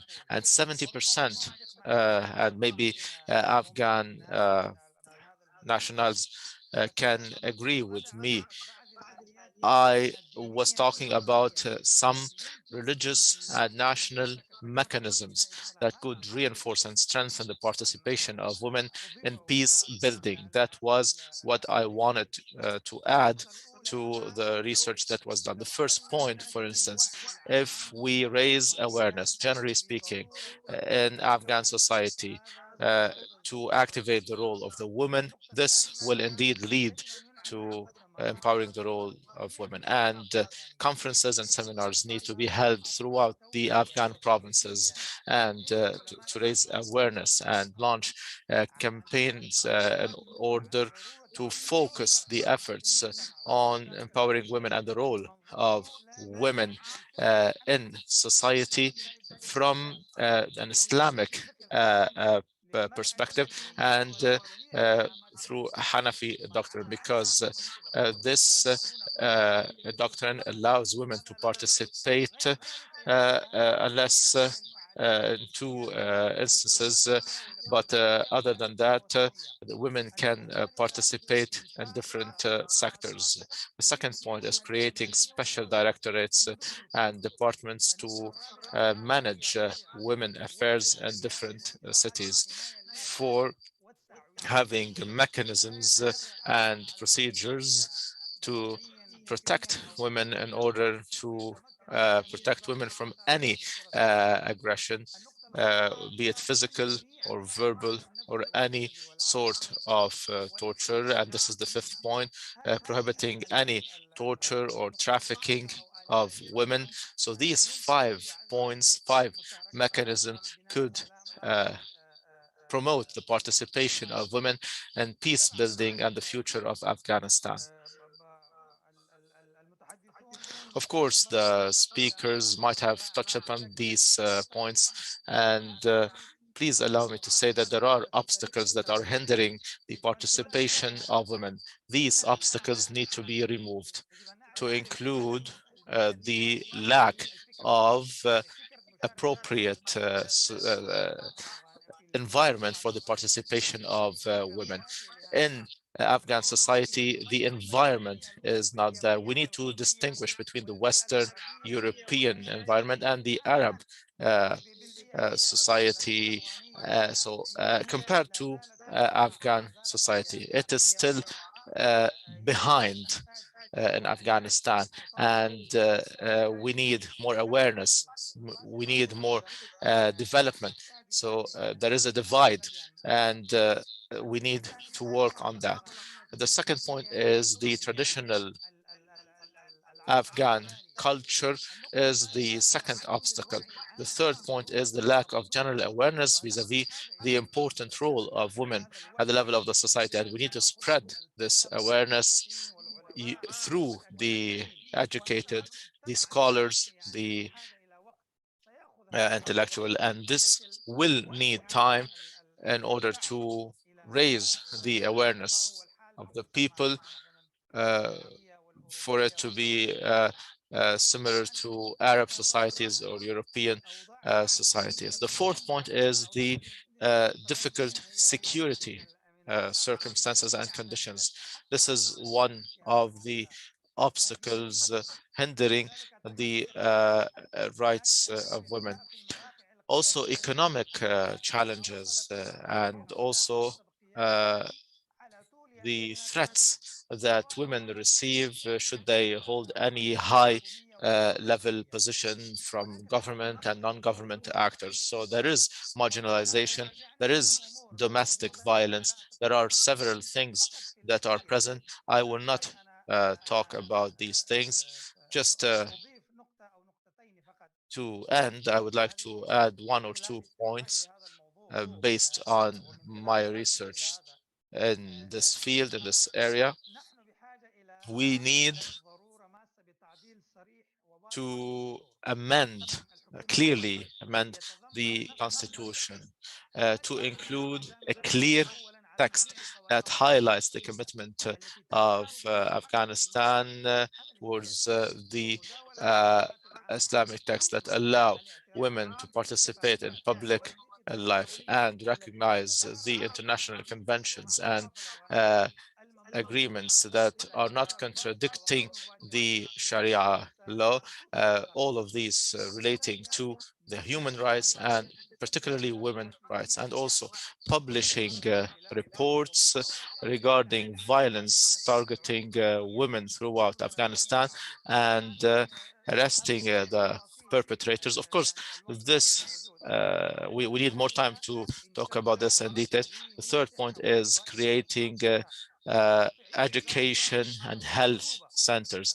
And the Ministry of Women is just a title, but we need to activate its role in order to guarantee the rightful rights of women, and also releasing the women prisoners, and also strengthening the economic status of women by giving particular attention to the work of women in the cities and also in rural and poorer areas. So this is very shortly what I wanted to say. I have many points to add, but I hope that my intervention is here to complement what was mentioned by the panelists. Thank you so much. Thank you, Dr. Saleh. As I have said previously, Dr. Saleh is working on a paper in collaboration with the United States Institute of Peace and the Center for Conflict and Humanitarian Studies in Doha. And once we're done with this paper and once we translate it into English, we will publish this paper. Dr. Saleh, I would like to ask a question that comes to our mind, and it was mentioned as well. So if we believe in the reasons that you have mentioned to include the tradition and the culture, the environment, the absence of appropriate environment. So the question is, why in the Public Bureau now in Doha, there is no representation of women? And also the delegation, the negotiating team, there is no mentioning of the women issues in order to highlight these issues and to have women negotiating with each other, because in Doha, there are no restrictions on women in terms of movement, in terms of going to university, to school, to talk, to discuss. So is there any political reason behind this or not? And could we see in the near future an opportunity to bring together Afghan women with other women who believe in Taliban one way or another? Yes, I agree with Dr. Barakat. The political bureau, there's an absence of participation of women. When I was in the bureau, this was discussed more than once. And I remember brothers following up and trying to find women to carry out the tasks from within the bureau. But believe me, we only found 2 women in Kabul, and there was so we contacted them. We said we can contact you virtually using virtual networks, but our presence there requires being present, and given the current circumstances, it is difficult for us to do so. So to sum up, people understand the need, people in the Bureau understand the need for this, and I believe that the political Bureau understood this. There was a conference in Jakarta in Indonesia for women. I personally attended, and we were asked to allow for the participation of women because it was a women conference, and we followed up, and we could not find women who could actually participate, and our brothers understand this, and it has been discussed more than once. but I do not know when they will be able to achieve it. So in general, I would like you to know that this has already been tackled. Yes, thank you so much, Sheikh Saleh. So I will switch back to English. Thank you very much, Dr. Saleh. Thank you to our panelists, and a big thank you to Lise Doucette. I'm sorry we've interrupted her session towards the end, but it's a kind of improvisation that I hope you found helpful. And if you are to blame anybody, we'll blame Ursula Namat for raising the issue of why we not had the other view represented in this panel. So Ursula, it's all your fault. But I think it's been absolutely fascinating, at least from where I sit, and maybe you won't feel as much sitting in Kabul. I think it is reassuring to hear the words of Sheikh Saleh, at least the minimum that there is a search going on, a search for ideas, a search for position, principle, and so on.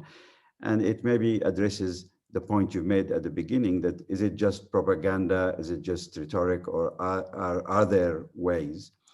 And it does actually raise another issue, and that is about the need maybe to try and work together to cross the boundary of our own comfortable environments and lend hand to the other to develop some of those ideas and some of those capacities and to search in more depth. So thank you all for this. We've taken longer than we should in this panel. And Lise, I know she has a BBC job to go to, and she had to leave promptly on time. A big thank you to her. She's been a fantastic supporter, as I think every Afghan knows, over the last 2 decades to Afghanistan and for the search for peace in Afghanistan. And she's a very close friend that we all admire and look up to. So thank you all for this contribution, and thank you, Lise, thank you, Dr. Saleh.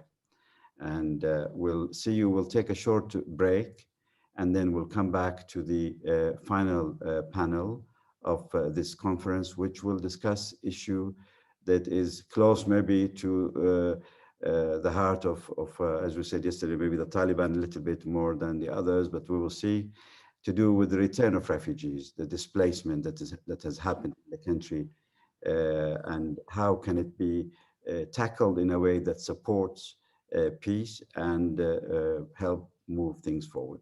So we'll see you in 5 minutes, 5 to 10 minutes. I'm not sure, Ibrahim, what time exactly would you like?